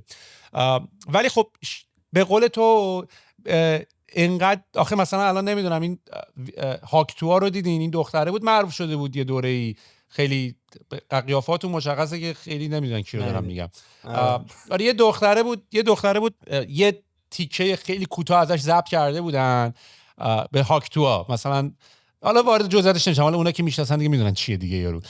یارو خیلی یه دوره خیلی سریع معروف شد، یعنی مثلا سر یه ویدیوی 10 ثانیه‌ای تو تیک تاک یارو معروف شد، تی پادکست رفت کوین خودشو زد، میدونی رفت یه کوین آورد بالا و مثلا بهت بگم کوین تا کوین رو معرفی کردن 500 میلیون دلار ریس شد توش و مثلا بهت بگم 40 دقیقه راک پولینگ کردن، این فرشو از زیرش کشیدن و همه پولا رو بالا کشیدن و خدافظی رفت، میدونی. و این بی‌اعتمادیه تو چیزایی که یکم سری رشد میکنه و سری و پاپ میکنه خب هست، میدونی پشت این بیزنس اصلا کی هست، میدونی کی گفته من اگر پولمو پیمنتمو الان بذارم این تو و سرویس سابسکریپشنی چیزی که پول توش میخوابه این بیزنس شاید هفته دیگه ببنده، هفته دیگه بسته باشه، پول منو کی برمیگردونه به من، میدونی. شفافیت قیمت تو چطوریه، تو چقدر به چت جی پی تی داری میدی، چقدر داری من میگیری، آدمایی که پشت این بیزنس هستن کی، الان هم که دیدی که ممکنه یه سرویس مال یکی دیگه اینا اطلاعات ما رو دارن میدزدن، پرایوسی چت من الان دست کیه؟ آیا کسایی که این چت رو دارن میتونن اکسس؟ چون تو داری، ببین الان تو واقعا داری دارک ترین اطلاعات تو داری با این تولا شیر میکنی، میدونی؟ یعنی من الان واقعا مثلا کابوس من اینه که الان اکانت چت جی پی تی افتاد دست یک، بیاد پشت کامپیوتر من یا بتونه چت هیستوری منو ببینه، میدونی؟ من حتی اصلا خیلی جالب بده چیز بگم، من حالا نمیدونم شما استفادهتون چطوری، چت جی پی تی جوری لحظه به لحظه اطلاعات منو داره و بهش هم گفتم هی یادت بیاد اینا رو، یعنی ریممبرشون کن و تو حافظت اینا رو بذار. الان که حتی طولای جدید چت جی پی تی دیدم دیدی اسکرین شیر میکنی و همونجا دیگه اتوماتیک داره میبینه و به همونجوری که اسکرین رو شیر میکنی باش حرفم میزنی و میگه آقا این عکس چیه و این داستانا. آقا من دیشب دیدی میشینن آخر سال مثلا میای بررسی میکنی، الان هم که آخر پایان سال میلادی اینا، ببینید سال گذشته چگونه بود و اینا، میشید 2 ساعت برای خود چت جی پی تی گفتم این بگو چی شد امسال 2024. قشنگ برای من هیستوریکال آورد که این کارا رو کردی، برنامه‌ت این بوده، اینو این کردی، اینو این کردی، اینم برنامه سال جدیدت، میدونی؟ یعنی خیلی چیک و تر و تمیز و اینا این کارا رو برات میکنه. و خب میگم مثلا امنیت اطلاعات آدما، داکیومنت کمپانی‌ها دارن داکیومنتاشون رو آپلود میکنن، میگن آقا خلاصه این داکیومنت رو هم بده، اینا الان دست کیه؟ و واقعا الان سوالاتیه که منم الان تو دارم، میدونی؟ آیا تو اکسس داری به خوندن چت آدم‌ها؟ آیا و سوالات دیگه که حالا میخوام میکروفون رو پاس بدم، ولی این در رابطه با اینکه تو میگی آدم‌ها نسبت به این بیزنس ها شک دارن، به اوپن ای آیش هم الان شک دارن، به خود چت جی پی تیش هم شک دارن، چه برسه حالا به چت جی پی تی که این وسط اومده یه واسطه هم شده، میدونی؟ ولی خب به نظر من با شفافیت و توضیح دادن و ویدیو درست کردن و حتی مثلا امیر پارسا داره میگه که مثلا من الان تو گرفتن تبلیغ خیلی حساسم، یه مشکل جدیده که این نوع اینفلوئنسرهای این تیپی مثل امیر پارسا دارن و اینا قبلا مجله ورزشی که تا خرخره پر میکرد دور و بر تبلیغ، میدونی؟ براش مهم نبود که میگفتش آخرش که خودتان بدانید که دارید با از کی میرید خرید، حتما برید سرچتون رو بکنیم، ما مسئولیت نمیپذیریم، مثلا اگرم مثلا یارو دوز بود، میدونی؟ در صورتی که الان مثلا نوع مارکتینگ اینفلوئنسرها به ارتباطات و به کردیتشونه، میدونی؟ یعنی تو برات مهم نیست که یه اینفلوئنسر چقدر فالوور داره، اینی که یه حرفش چقدر برو داره، چقدر اعتبار داره خیلی مهمتره دیگه. و خب مسلما برای امیر پارسا هم الان به عنوان کسی که امبسادور برند چت کیوتی الان خیلی مهمه که بیا توضیح بده که آقا حفاظت اطلاعات قضیه چطوریه. اصلا شاید تو آدم خوبی باشی، سرورهای دست کیه؟ کسایی که تو سرویسات رو داری هست میکنی آیا اونا اکسس دارن به چت‌های آدما یا نه؟ میدونی؟ و اینا به نظر من همه سوالای منطقیه که باید جواب بدی. بله حتما. ببین خدمت عرض کنم که اتفاقا اولین یا دومین سوال امیر پارسا وقتی که ما نشستیم جدی راجع به این قضیه صحبت کنیم همین بود. یعنی اصلا راجع به همه این شرایط شروع کردیم صحبت کردن و این سوالای امیر پارسا بود که خب که این دیتاهای کجاست، چه جوری مثلا امنیت چه جوری داره تامین میشه و اینا. یه جلسه شبیه مدل چی میگن، بازجویی؟ نه مثلا شبیه جلسات اینوستورها دیدی راجع به چیزت میپرسن، فاینانشال پروجکشن تو اینو سوال میکنن که آقا این چیه اون چیه، نمیدونم اصلا پشت این بیزنس کیه، پول از کجا آوردی، اینوستورات کیه؟ آره راجع به اینم صحبت میکنیم. پول که هیچی، همه چی شخصی بوده و خودمون راه انداختیم و اینوستور هم نداریم اصلا و اینوستور هم فعلا فکر نکنم که بگیریم. جالب هم هستش که پیشنهاد برامون اومده، یعنی این اولین پروژه‌ایه که من دارم کار میکنم و پیشنهاد خودش داره میاد بدون اینکه ما بریم دنبالش یا مثلا تلاشی بکنیم، ولی فعلا نیاز نداریم مگر اینکه واقعا مجموعه ارزشمندی که بتونه بهمون ولیو اضافه کنه یا مثلا بتونیم یه برنامه‌ریزی خیلی بزرگی با هم دیگه انجام بدیم، وگرنه فکر نمی‌کنم. خدمتتون عرض کنم که در مورد پرایوسی ما سرورامون رو تصمیم گرفتیم که توی خارج از ایران بذاریم، تو اروپا سرورامون. اروپا هم سختگیرترینه اصلا توی همه جور مسائل دیگه، میدونی خودت. و خدمت درس کنم که اینم حتی درباره‌اش صحبت شد. یعنی ما با هم نشسته بودیم با همین پارسا، اول داشتیم حرف می‌زدیم، گفتم ببین من موافقم اروپا باشه ولی قضایایی پیش بیاد که اینترنت تو ایران قطع شه، دسترسی همه قطع میشه و کاری هم اصلا نمیتونیم بکنیم. خب ولی من خودم ترجیح میدم زیرساختم کامل خارجی باشه، به خاطر اینکه 1001 مزیت مختلف داره برام، از نظر اینکه راحت اینا اینتگریت میشن، بکاپ گرفتن هم فلان هم همه چیم راحت میشه. این توی چیز تاثیر نداره توی لیتنسی تو سرعت کال کردن API ها و اینا؟ ببین حتما تاثیر داره. چرا؟ حتما تاثیر داره و توی ایران بودن میتونه لیتنسیمون رو نصف کنه و یعنی با 2 برابر سرعت همه بتونن استفاده بکنن، ولی ما به همین دلایل و دغدغه ها ترجیح میدیم که سرورمون خارج از ایران باشه و توی اروپا باشه دیگه. این در مورد این و دیتا اینکریپت شده هست، ولی واقعیتش اینه که من اگر بخوام دسترسی پیدا بکنم، دسترسی پیدا میتونم بکنم. یعنی اینجوری نیستش که بگم من دستم نمیرسه و این با یه مدل عجیب غریبی داره اینکریپت میشه و اینا. بالاخره تا جایی که ما الان بلدیم داریم سعی میکنیم اینکریپت بکنیم و دیتا ها رو همه رو حفاظت کنیم ازشون. رمزنگاری کنیم و دیتا ها رو حفاظت شده نگه داریم. اما در نهایت اگر من بخوام دسترسی داشته باشم، خب واقعیتش اینه که میتونم دسترسی داشته باشم، اما هیچ کس توی تیم های ما اجازه نداره که اصلا به این اطلاعات دسترسی پیدا کنه و به هیچ عنوان هیچ استفاده ازش نمیشه. یعنی مثلا اوپن ای آی، شما چت جی پی تی نسخه مجانی رو میری استفاده میکنی، برای ترین کردنش دارن استفاده میکنن از اون دیتا که شما مجانی داری استفاده میکنی. خب یعنی حتی شما وقتی با خود چت جی پی تی صحبت میکنی، این توی ای پی آیش نیست، وقتی با خود چت جی پی تی داری صحبت میکنی بهت میگه که آقا این دیتای حساس شیر نکنید باش، یوزر پسورد مثلا باش شیر نکنید، اینا رو مهندسای ما میخونن. خب در صورتی که ما هیچ گونه استفاده ای نمیکنیم و به هیچ عنوان پردازش نمیشه، پر تیم خودمون دسترسی ندارن. البته این مشکلات هم محدود به شما نیست دیگه. خب همونقدر که اوپن ای آی هم سم آلتمن هم میتونه خب لاگین کنه اکانت ها رو ببینه. میخوام که چاره یه همچین چیزی چیه؟ یه همچین دیتایی که داره شیر میشه کجا باید بره؟ یعنی چاره‌اش چیه؟ بیشترین حد محافظت ازش چی میتونه باشه که نیست الان؟ همین کاری که ما داریم می‌کنیم. ما نهایتش انجام دادیم دیگه. نه سوال فکر کنم این پارسک هم فرای چت کیوتیه. ببین من فکر میکنم خب مثلا اپل الان تو این بازی پرچم داره دیگه که همیشه میگه آقا پرایوسی و من دارم رو لوکال روی گوشیت، میدونی رو گوشیت من دارم پردازش میکنم، این اطلاعاتو من با شیر نمیکنم. راستشو بخوای واقعا این لارج لنگویج مدل ها و LLM ها خیلی سایز گنده ای ندارن، یعنی واقعا در حد مگابایت، مثلا 7-10 مگابایت، حتی یادم 3.5 مگابایت سر اوپن ای اون اوایل چت جی پی تی میگفتن میتونی LLM رو داشته باشی و رو گوشی خودت هم این کار رو بکنی. ولی خب مسلماً همیشه شیر کردن اطلاعات، دسترسی دادن اطلاعات و وصل بودنش به اینترنت خب مزایای دیگه‌ای داره دیگه. ولی خب مثلا اپل مثلا اینطوری که آقا من تمام این پروسسینگ ها و تمام اینا رو روی گوشیت انجام میدم، مگر اینکه خودت بخوای بگم بفرستم چت جی پی تی اگه نتونستم کاری رو بکنم. واسه همین خیلی از بیزینس ها و کمپانی و حتی کشورها که الان مثلا هر کی داره LLM خودش رو سعی میکنه یه جوری درست بکنه، خیلی بیزنس های اینترپرایز سعی میکنن مثلا برای PDF های خیلی مثلا ترم شیت ها و نمیدونم قراردادها رو وقتی میخوام مثلا PDF بکنن و اینا سعی میکنن روی لوکال یا روی کامپیوتر خودشون که به اینترنت وصل این کار رو انجام بدن.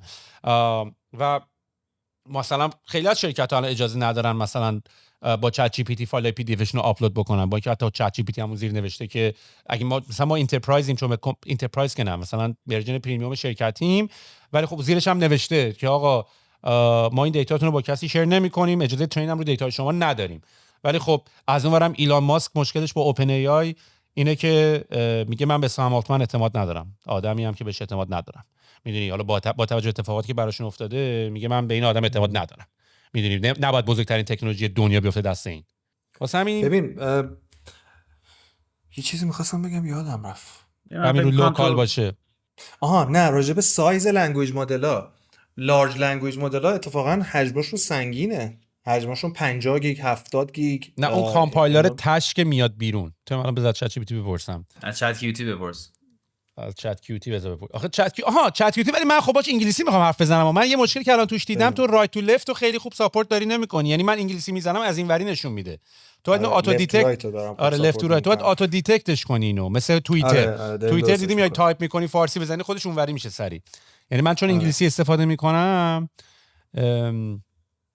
ببین اینا همه سهام بالاتر. این تمام فیدبک های خب بذار چت فیدبک بیرون بکلاگ بده دیگه. چیزی که تو بکلاگه که حساب نیست. بذار how big is the LLMs if you want to run them locally on your phone. Running large language locally on a phone is technically possible but the size of the model مثلا اسمال LLM زده مدل مثل لاما 2 70 بیلیون پارامترز. آره تو درست میگی. Their size can range from 4 gigabyte to 20 gigabyte. این تازه لامای 2 جوابی که ولی من شنیده بودم که کوچکترم میتونه داشته باشه. آخه این لاما خب گنده است. ما اون موقع آره میتونی داشته باشی ولی اصلا این جوابا رو ازش نمیگیری. میدونی برای کارهای خیلی ساده تر میتونی استفاده کنی. ولی مثلا میگم تو یه لامایی که در حد ضعیف ترین مدل چت جی پی تی باشه لامای 3.2 خب که حجمش از 5 گیگ هم شروع نمیشه بالاتر. حالا اتفاقا یه کار دیگه ای که ما توی راه داریم اینه که این مدل‌ها رو داریم همه رو ران میکنیم. خب و سر چالش ران کردنش هم داریم. اتفاقا برای اینا ما جی پی یو سرور مجبوریم جی پی یو سرور داشته باشیم که الان هم متاسفانه هزینه‌اش خیلی زیاده ولی داریم تهیه میکنیم برای اینکه بتونیم مدل‌های مختلف رو بیاریم بالا. هم این مدل‌ها در اختیار مردم باشه و همین که استارت این قضیه رو داشته باشیم که بتونیم یه مدلی رو شروع کنیم فاین تیون کردن و ببینیم آیا میتونیم مدل رو بهتر بکنیم. یعنی یه ذره وارد این که مدل خاص خودمون رو بشیم. حالا ما که مدل رو از اول خلق نمی‌کنیم 100% ولی یه بنچمارکی اول داشته باشیم بین همه مدل‌های اوپن سورسی که هستن و ببینیم بهترینش کدومه که بتونیم رو بهترینش کار کنیم.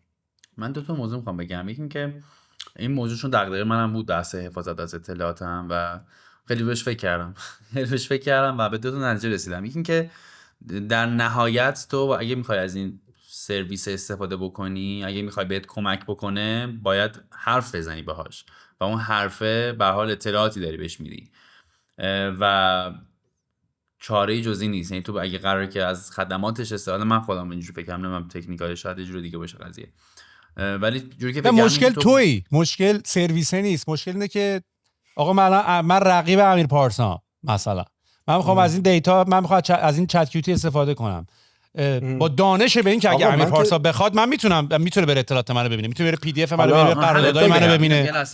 بگو اجازه بده لحظه من سولوشن دارم. ولی سولوشن بگم موضوعی که وجود حالا اگه تکنیکالیه سولوشن همین میخوام. خب بگو پس تو بگو. امیر پارسا بخواد بگه من نمیخوام برم، من نگاه نمیکنم. نه میخوام بگم که اگه تکنیکالی وجود داشته باشه خب انجام میشه. وقتی تکنیکالی هنوز جوابی بهش نرسیده، این تکنولوژی تو دنیا نوعه، میدونی تو دنیا جدید قضیه، چه برسه تو ایران. و اتفاقی وجود داره اگه قرار باشه که همه گارد بگیرن و نه از اول نه بخواد بیاد اینجوری، خب این تکنولوژی همینجوری میمونه دیگه. انقدر باید در باز بشه تا باگاش گرفته بشه و همینجوری به مرور زمان میخواد بهتر و بهتر بشه و چی میگن محافظانه تر و در واقع چفت و بستش بسته تر بشه. ولی داستانی که وجود داره اگه تکنیکالی وجود داشته باشه راه حلی، خب قطعا هم انجام میده. ولی وقتی تکنیکالی هنوز وجود نداره چه راهی هست جز اخلاقی؟ تو وقتی راه هست. خب چی؟ همین کاری که کردیم همه راهه.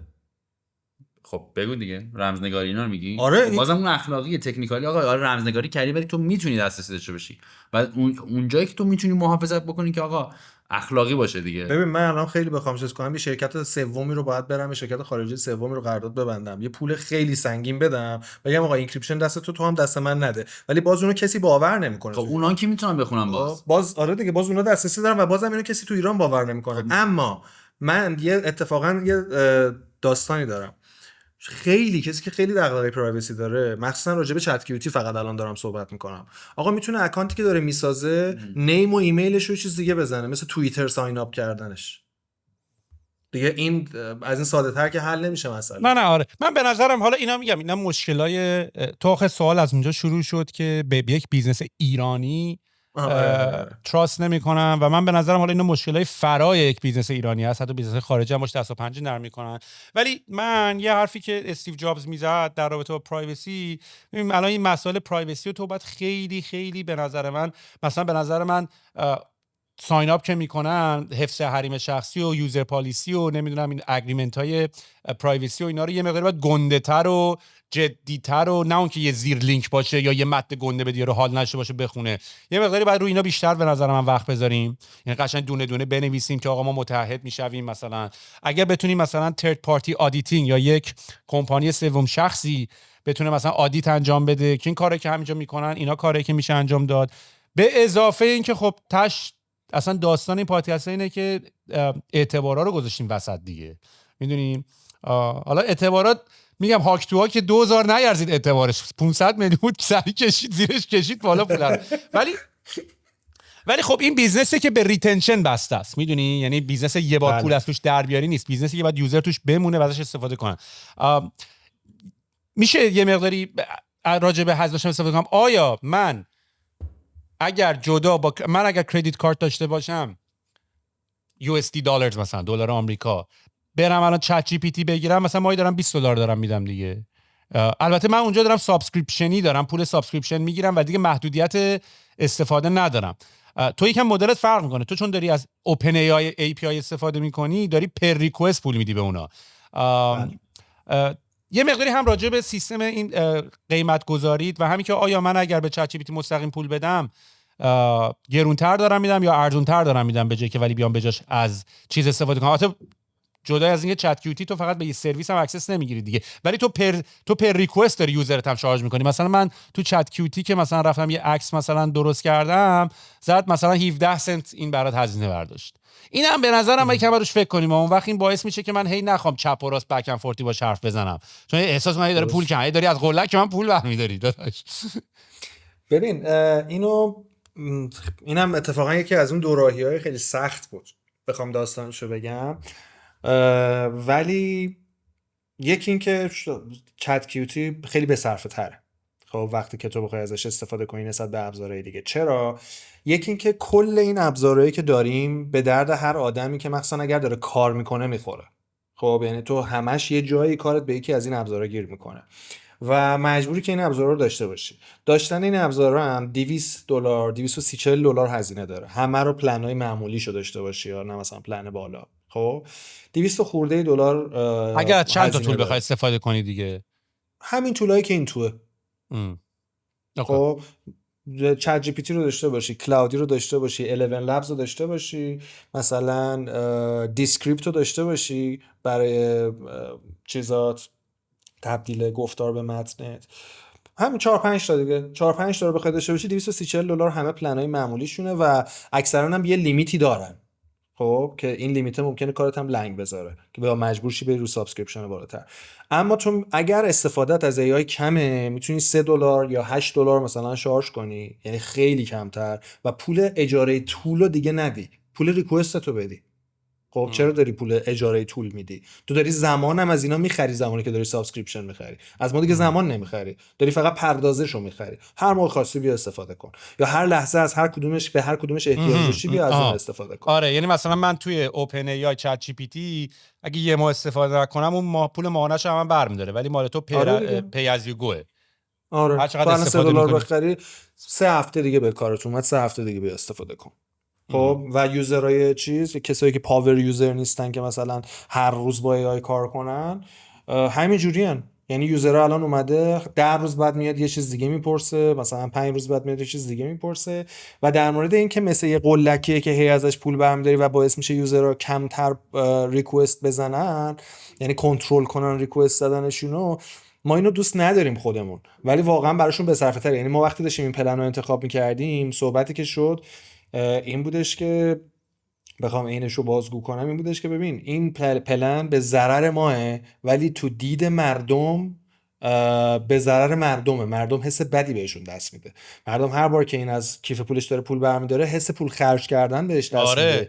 ولی در حقیقت سلام آره. یه 17 سنت رو کم کرده. آره دیگه. ولی بخوای اصل قضیه رو حساب بکنی اینجوریه که خب ما اصلا کش فلوی خیلی مرتبی داریم و زمانی که داریم سابسکریپشن میفروشیم. خب بر همین یه دوراهی خیلی سنگین بود و من اینجوری بودم که اوکی ولی فعلا بدون سابسکریپشن استارت بزنیم و پی از یو گوش کنیم ببینیم چطور میشه، به خاطر اینکه اگر سابسکریپشن بخوایم بفروشیم مجبوریم سابسکریپشنمون رو گرون بفروشیم. وقتی این همه ابزار رو بخوایم بدیم عددش باید حداقل مثلا میگم من دارم $300 $200 به سابسکریپشن بد میدم، باید ازت ماهی $20 بگیرم. درست میگی. و ماهی $20 باید لیمیت هم برات بذارم که آقا در روز اینقدر مثلا بیشتر استفاده اوریج هم میتونی بکنی دیگه. حالا یکی خیلی استفاده میکنه ولی یکی کمتر استفاده میکنه، یه اوریج هم میتونی بذاری. ببین به پای هم میسوزن دیگه. من خودم یکی از مشکلات اساسیم اون موقع ها با چت جی پی تی پولی این بود که میخوره به لیمیت. خب حالا امیدوارم از این کامیونیتی بتونیم استفاده بکنیم، فیدبک بگیریم، یعنی بچه‌ها تو کامنت ها اونجا بنویسن اونا طرز تفکرشون چیه. حتما. بعد سوال الان $20 میشه 1.5 میلیون تومان. یه استارباکس کافی بهت میدم $7-8 یه استارباکس کافیه، فقط 2 تا کافی میتونی باش بخری. واسه همین $3 واسه کسی که ما داریم راجع به یه کسی مثل مادر تو صحبت میکنیم که میخواد استفاده بکنه از چت کیوتی و مطمئنا هر روز استفاده نمیکنه. آره میفهمم چی میگم. واسه همین خب واسهش خیلی بصرفه تره که اون اکانت $3 یا حالا اکانتای در واقع کمتری داشته باشه دیگه. آره. ببین در مورد چیز هم راستی در مورد اون 17 سنت گفتی یهو فکر نکنم هر کاری کنن قراره هی 10 من عکس جنریت کردم کم کنه. یه عکس با مدل خیلی سنگینی جنریت کردی که 17 سنت گرفته با دالی. نه فکر کنم با استیبل دیفیوژن بود. آره وایسا. آره الان یکی مدلای مثلا سنگین استیبل دیفیوژن بوده احتمالاً. آره اینو با فلاکس پرو بود. آره وجودی مصرف شده 17 سنت. ببین حالا مثلا یه سوال دیگه، مثلا این مشکل شخصی خود منه. مثلا شما الان یه سرویسی دارین تبدیل گفتار به متن. ما یه تیمیم. نه خب من خودم الان گذاشتم توی پوزیشن اینترویو کنم که مثلا بتونم سوال چون من جواب رو میدونم آخه میدونی مثلا این دارم یه چیزی می‌پرسم که سوالا رو تو بتونی بگی. مثلا تبدیل گفتار به متن با هوش مصنوعی. مثلا من سر پادکستم سرویسی که بتونه پادکست ما رو به فارسی بیاره خیلی پیدا نکردیم، میدونی یعنی عملا هم یه جوری خیلی خنده داره. ترانسکریپت ها رو انگلیسی میگیریم بعد دوباره باید فارسی کنیم، با اینکه میفهمه من فارسی دارم حرف میزنم ولی ترانسکریپت رو انگلیسی به من میده بعد انگلیسی هم دوباره بریم فارسی کنیم. الان مثلا این تبدیل گفتار به متن با هوش مصنوعی چه جوری کار میکنه، از چه سرویسی استفاده میکنین و آیا شما توی پرامپتا تغییر دادین برای یوزر ایرانی؟ مثلا من میبینم شما تولای گذاشتی اینجا که مثلا توله رو زده مثلا ابزار تولید محتوا، بعد خود این ابزار تولید محتوا دوباره چند تا تول توشه. اگه مثلا میخواید کپشن جنریت کنی، اگه مثلا میخوای متن بنویسی و خودش فرم درست کردی، اومدی گفتی آقا بیا تایتل تو بده، یعنی عملا اومدی سعی کردی اون پرامپتر رو اون چتر رو براش بشکنی، ازش سوالای مستقیم بپرسی. میخوام ببینم که اینو برای یوزر ایرانی تفاوت ایجاد کردی. یعنی من الان یه چیزی می‌نویسم اینجا فارسی انگلیسی جواب، اینو پشتش یه پرامپتی گذاشتی دیگه. این مثلا اینم که بدونی پشت پرامپت چیه هم فکر می‌کنم یوزر بعدش نه بدونه. البته میگم باید یوزر رو 2 دسته تقسیم کنیم، یوزرهای ادوانس و غیر ادوانس. ببین همه اون ابزارا فاین تیون شده. خب یعنی اصلا چیزی نیستش که بگی یه پرامپت ساده است و من یه سوال مستقیم پرسیدم. اتفاقا خب ما یه ابزار اونجا داریم که این فکر کنم اسمش تیتر نویسه. همه اینا فاین تیون شده، هم برای فارسی برای یوزرهای فارسی، هم برای اون مأموریتی که اون ابزار داره. خب مثال برات میزنم، اون تیتر نویسه که توی توضیحاتش هم نوشتیم که 2000 تا تیتر مختلف جمع آوری شده و این ابزار تیون شده. من گفتم که این ابزار رو اول واسه دیجیتال مارکترها ساخته بودن، خب و اون ابزارها از همون دوره مونده. خب من 2000 تا هدلاین بهترین تبلیغات و لندینگ پیجای دنیا رو جمع کردم، باهاش اومدم یه تول رو لرن کردم و اومدم گفتم نسبت به اینا برای من هدلاین بنویس و تو کارهای خودم استفاده می‌کردم و هدلاینایی می‌نوشت که من نمیتونستم بنویسم. به فارسی؟ من 10 سال به انگلیسی. خب بعد که اومدیم ابزار رو فارسی کردیم، اومدم یه چیزی اون ته اضافه کردم، گفتم ریزالت رو به فارسی روون ترجمه کن.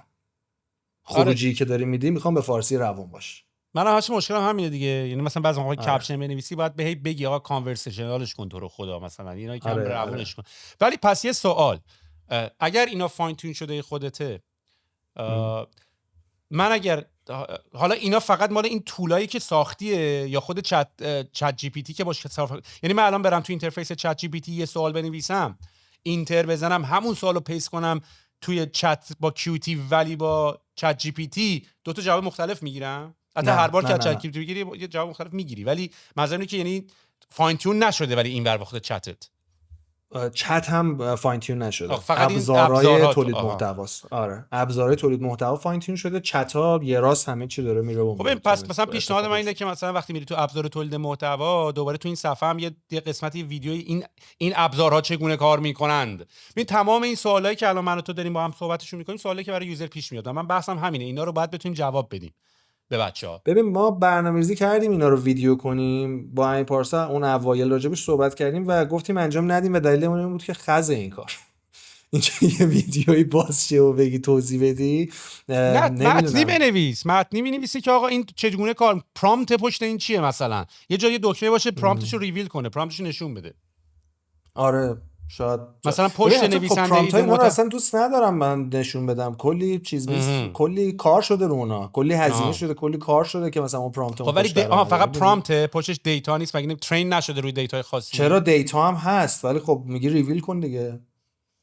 نه این که مثلا یا حتی بنویسی که پرامپت هست اینم بنویسی. اوکی باشه اوکی. نه ببین سوال همش، ببین سوالا از اونجا میاد که من میخوام ببینم اینا چگونه کار میکند، میدونی؟ یعنی سوال بیشتر از اون باز مثلا میفهمم به درشون میخوره یا نه دیگه.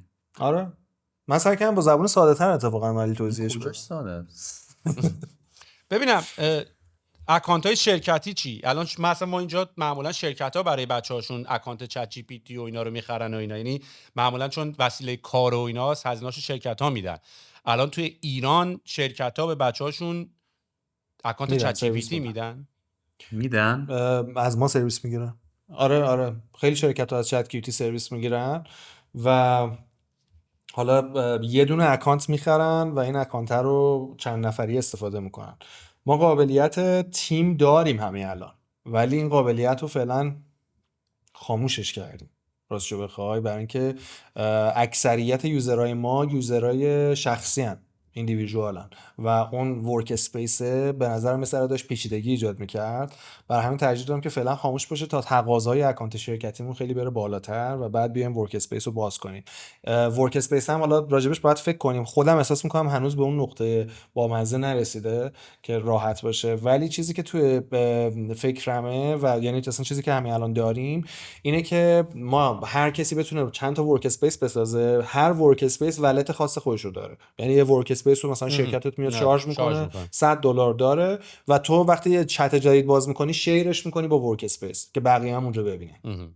خب این به نظر خودم خیلی چیز باحالیه ولی احساس میکنم پیچیده است، یعنی احساس میکنم یوزرهای معمولی وقتی دکمه شیر رو همشون اون گوشه ببینن متوجه نمیشن این برای چیه، واسه همین فعلا خاموشش کردم. و مسلماً که ما الان توی مارکت ایران تنها نیستیم، کلی استارتاپ و بیزنس های دیگه هم الان اومدن همین موقعیت استفاده کردن و این تول الان چند تا سایت دیگه هم ازش وجود داره، مثلا حتی اسپانسرد ادز هم توی گوگل میبینم دارن ران میکنن براش. این جنگو چطوری میتونیم ببریم از رقیبا به نظرتون؟ ببین خب یکیش که من و امیر پارساییم من بگم زشته ولی من خودم گفتم چوزی نباشه الان. نمیدونم آخه الان جنگی نیست اصلا به نظرم. نه جنگ که حالا منظورم اینه که این رقابت رو چطوری میتونیم، مزیت رقابتی چت کیوتی نسبت به طول دیگه چیه؟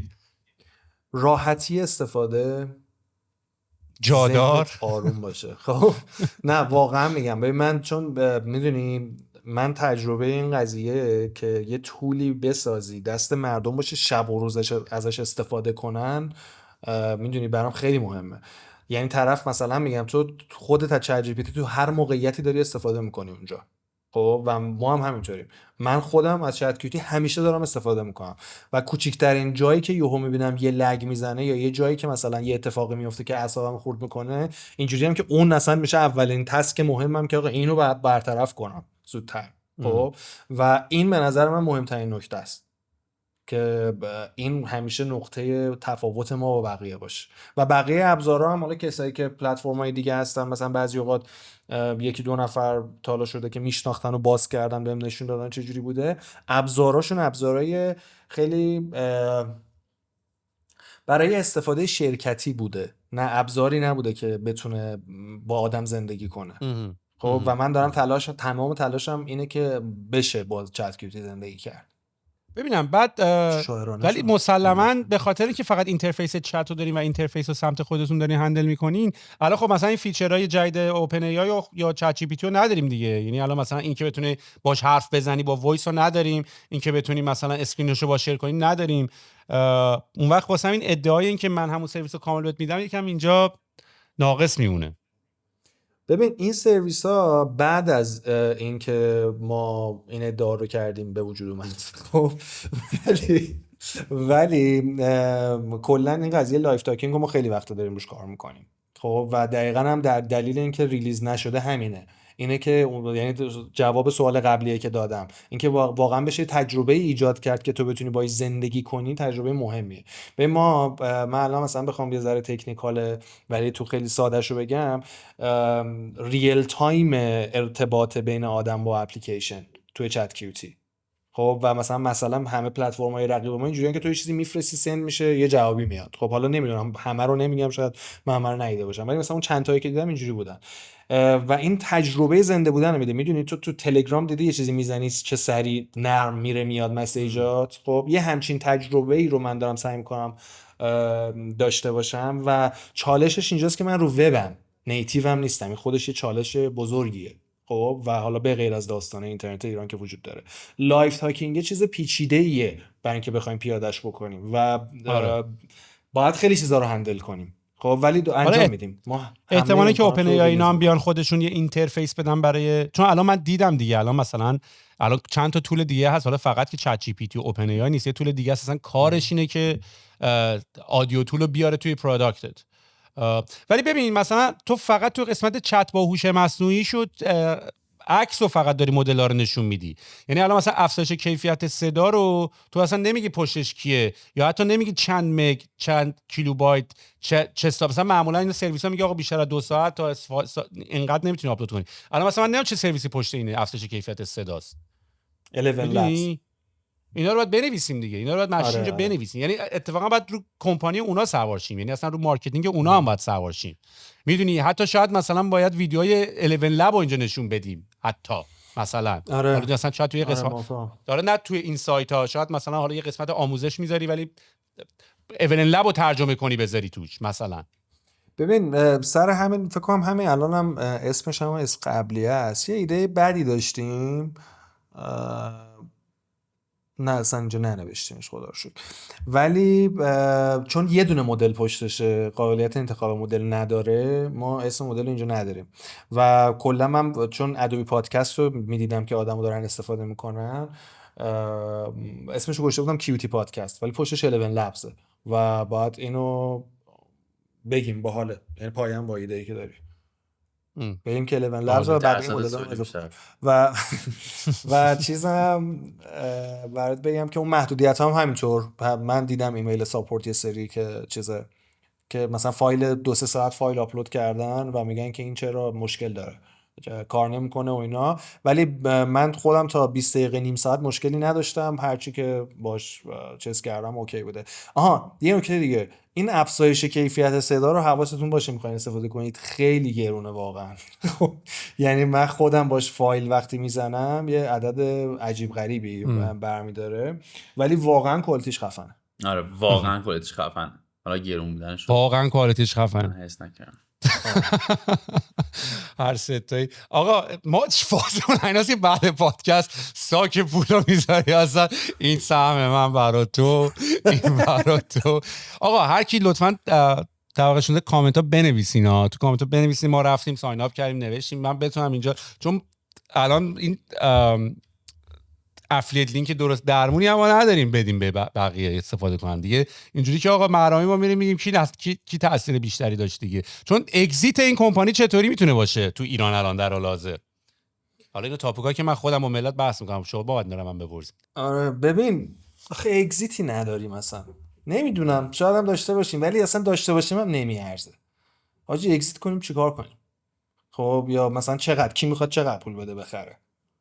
میدونی جایی یعنی که من هدف این کمپانی که کش فلو پازیتیو باشه. پس آره باید کش فلو پازیتیو باشه. ما اصلا استارتاپی که ما اصلا ایده جدیدی نیومدیم اجرا کنیم. خب که من بگم ما نباید کش فلو پازیتیو، این یه بیزنسی ما راه انداختیم و این بیزنس مأموریت خاص خودشو داره و در حال تست یه ایده جدید نیست. ما سهولت داریم ایجاد میکنیم واسه دسترسی به یه سری بیزنس که قبلا جواب پس دادن، پس باید کش فلو پازیتیو باشه. خب اما نکته یه چیز دیگه قبلش پرسیدی دوباره من یادم. من اگزیت استراتژی دارم ولی یا برای مبلغ دایرکت بدم منم دارم. سریع توافق. ببین گفتی یه سوال پرسیدم یاد نمیاد. نه یه ایده‌ای داشتم راجع به کامیونیتی طبقه 16 مخصوصا. آفرین، منم خواستم راجع به کامیونیتی حرف بزنم الان. آره خیلی پایم من یه کاری بکنیم که با این کامیونیتی راجع به چت کیوتی خیلی ارتباط داشته باشیم، ایده بدن اصلا. نمیدونم من بهت میگم شما میای الان انترپرایز ورژن بترمود رو میخری. آره خب حالا با یه تخفیف خوبی حالا بهت میتونیم بدیم اینجا، چون هم پارتنر هستیم هم آشنا هستیم و میتونیم کامیونیتی، چون من حالا احساس میکنم یه چیزی، حالا هاگینگ فیس نه تو ماچ، ولی مثلا الان یه جا باید یوزرها خیلی بتونن بیان صحبت کنن، درخواست مدل بدن برای بچه‌ای که با این تول هم کار میکنن، بچهای چیزی هن، یعنی این کارن. اونا شاید مثلا یه سری از تولا رو بخوان، یه سری از ورژن‌ها رو بخوان، شاید مثلا بتاها رو بتونیم یه جای دیگه ببریم با اونا تست کنیم. به هر حال اینترفیس‌های جدید میاد و شما باید یه مقداری بتونیم ما اینترفیس‌های، من فکر توله یعنی کار داره، توله الان که بسازی دادم دست مردم نیست، این توله باید بشینی پشت اینترفیس جدید براش درست کنیم الان. آره نه کار که خیلی زیاد داره، ولی من پیشنهادم اینه که واقعا با بتر مود یه کامیونیتی برای من پایم کیوتی بیاریم بالا سری. من پایم که یه کامیونیتی بیاریم بالا و این کامیونیتی دو حالت داره. یه بخشی راجع به ایده ها باشه، یه بخشی هم راجع به خود ای آی باشه، راجع به مثلا یه سری پرامپت هایی که استفاده میکنن رو شیر بکنن یا کسایی که سوال دارن بپرسن بقیه بتونن جواب بدن. اینو خیلی پایم، یعنی اصلا همینجا توی ویدیو تصمیم گرفتیم اجرا هم کنیم، خیلی باحال میشه بعدن که این کامیونیتی از اینجا استارت خورد و با اون میشن اصلی هم که ما داریم خیلی میخونه. یه نکته هم راجع به اون میشنه بگم که گفتم سهولت دسترسی و اصلا این که این قضیه AI و مدل‌های مختلف و مردم رو بتونیم خیلی کانکت کنیم با AI. یکی از کارهایی که ما داریم انجام میدیم خیلی داریم روی این قضیه کار میکنیم که یه آکادمی خوب داشته باشیم، یه آکادمی مجانی البته، که ویدیوهای خوب و ساده به زبون ساده باشه برای اینکه بتونن هی بهتر از چیز استفاده کنن، از مثلا مدل‌های مختلف استفاده کنن، بتونن بهترین فیدبک رو بگیرن ازش. با آدمای مختلفی که تجربه این قضیه رو دارن داریم صحبت میکنیم، کارهای مختلف داریم انجام میدیم برای اینکه بتونیم ویدیو تولید کنیم، آکادمی را بیفته. کامیونیتی هم چیزیه که باید انجام میدادیم و به نظرم همین الان ببندیمش.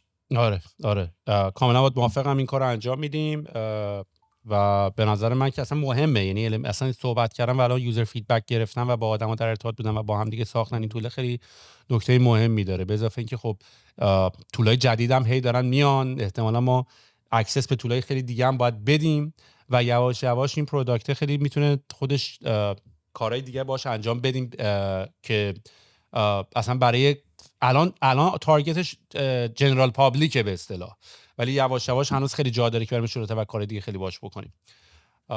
بچه من فکر میکنم تقریبا کاور کردیم حرفایی که میخواستیم بزنیم و به هر حال خوبی این قضیه اینه که یه بیزنسی که الان از صفر شروع شده رو راجعش صحبت کردیم. دوباره میتونیم چند وقت دیگه بیایم و نتیجهشو ببینیم، دوباره یه اپیزود دیگه با هم دیگه بذاریم ببینیم چیکار کردیم، چه جوری شد، چه تغییراتی شد از اون موقع تا این موقع، چه اتفاقی افتاد. من که فکر میکنم خیلی کار جالبی بشه که بتونیم ببینیم یه پروژه تو ایران استارتش خورده و چند وقت دیگه چه جوری بزرگ میشه و داستان تجربه هر کدومتون هم خیلی جذابه دیگه.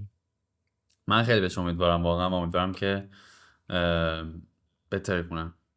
منم همینطور، منم امیدوارم بهتر کنه و خدا رو شکر چیزم بوده، یعنی ریت هامون خوب بوده، استقبال خوب بوده، کسایی که استفاده کردن راضی بودن. میدونی اینکه میان استفاده میکنن و نمیرن ادامه میدن به استفاده کردن، برام خیلی ارزشمند بوده و خیلی خوشحالم و خیلی دارم سعی میکنم که مثلا همه تمرکزمون روی این باشه که اینو سعی کنیم هر روز بیشترش کنیم و از دست ندیم، بتونیم همه رو نگه داریم و بهتر کنیم هر روز. چت کیوتی هم میخوای حالا راجع به اینم صحبت کنیم که اسمش چت کیوتی چیه؟ ببین چت کیوتی نه، چت کیوتی کوالیتی تولز بود، قضیه اسمش چت کوالیتی تولز بود. بهتر واقعا امیر پارسا رو باید بذاری ادوایزرت بابت این انتخاب اسم و انتخاب حالا من کارم مارکتینگه. کوالیتی تولز. آره خیلی چیزا میشه گفت، یعنی الان بخوام مثلا برای چیز کنم از کوانتوم نمیدونم فلان میتونم بچینم 1001 مدل چیز میز در بیارم، ولی قضیه که وجود داره اینه که اول کوالیتی تولز بود، بعدش این بودش که کیوتی تو ذهن همه میمونه به خاطر همون کلمه کیوتی که همه یاد گرفتن. خب همین چت کیوتی. خیلی بچه‌ها پس ساده. من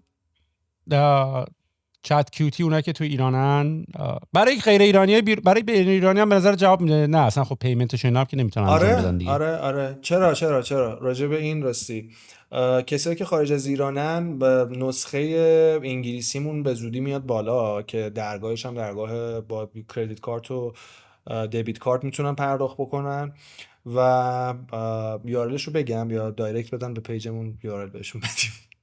میتونن برن آره میتونن برن. نه نگو اون اسم هنوز من صحبت دارم باش، اون اسم انتخاب اسم اونم نمیخواد. داداش دامین رو خریدم $180 پول دادم دامین رو خریدم. دیدی چیکار کرد 2 ساله کرده $180 دامین دادن. سوهی بگو دات ای آی میخوای رجیستر کنی بعد 2 ساله بگیری از این به بعد.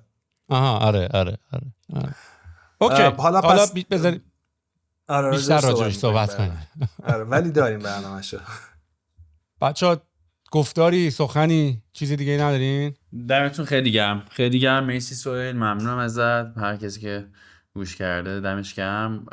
من فکر میکنم که چون اول راهه تقریبا خیلی راه هست برای بهتر شدن و برای کاملتر شدن و جذابتر شدن، برای همین همکنون نیازمند یاری سبزتون هستین. یه کامنت بدین که چجوری میتونه بهتر بشه همش.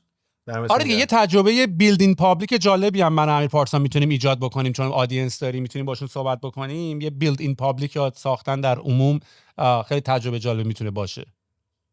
دقیقاً من خیلی پایم. کامیتیو زودتر را بندازیم پس. دمتون گرم.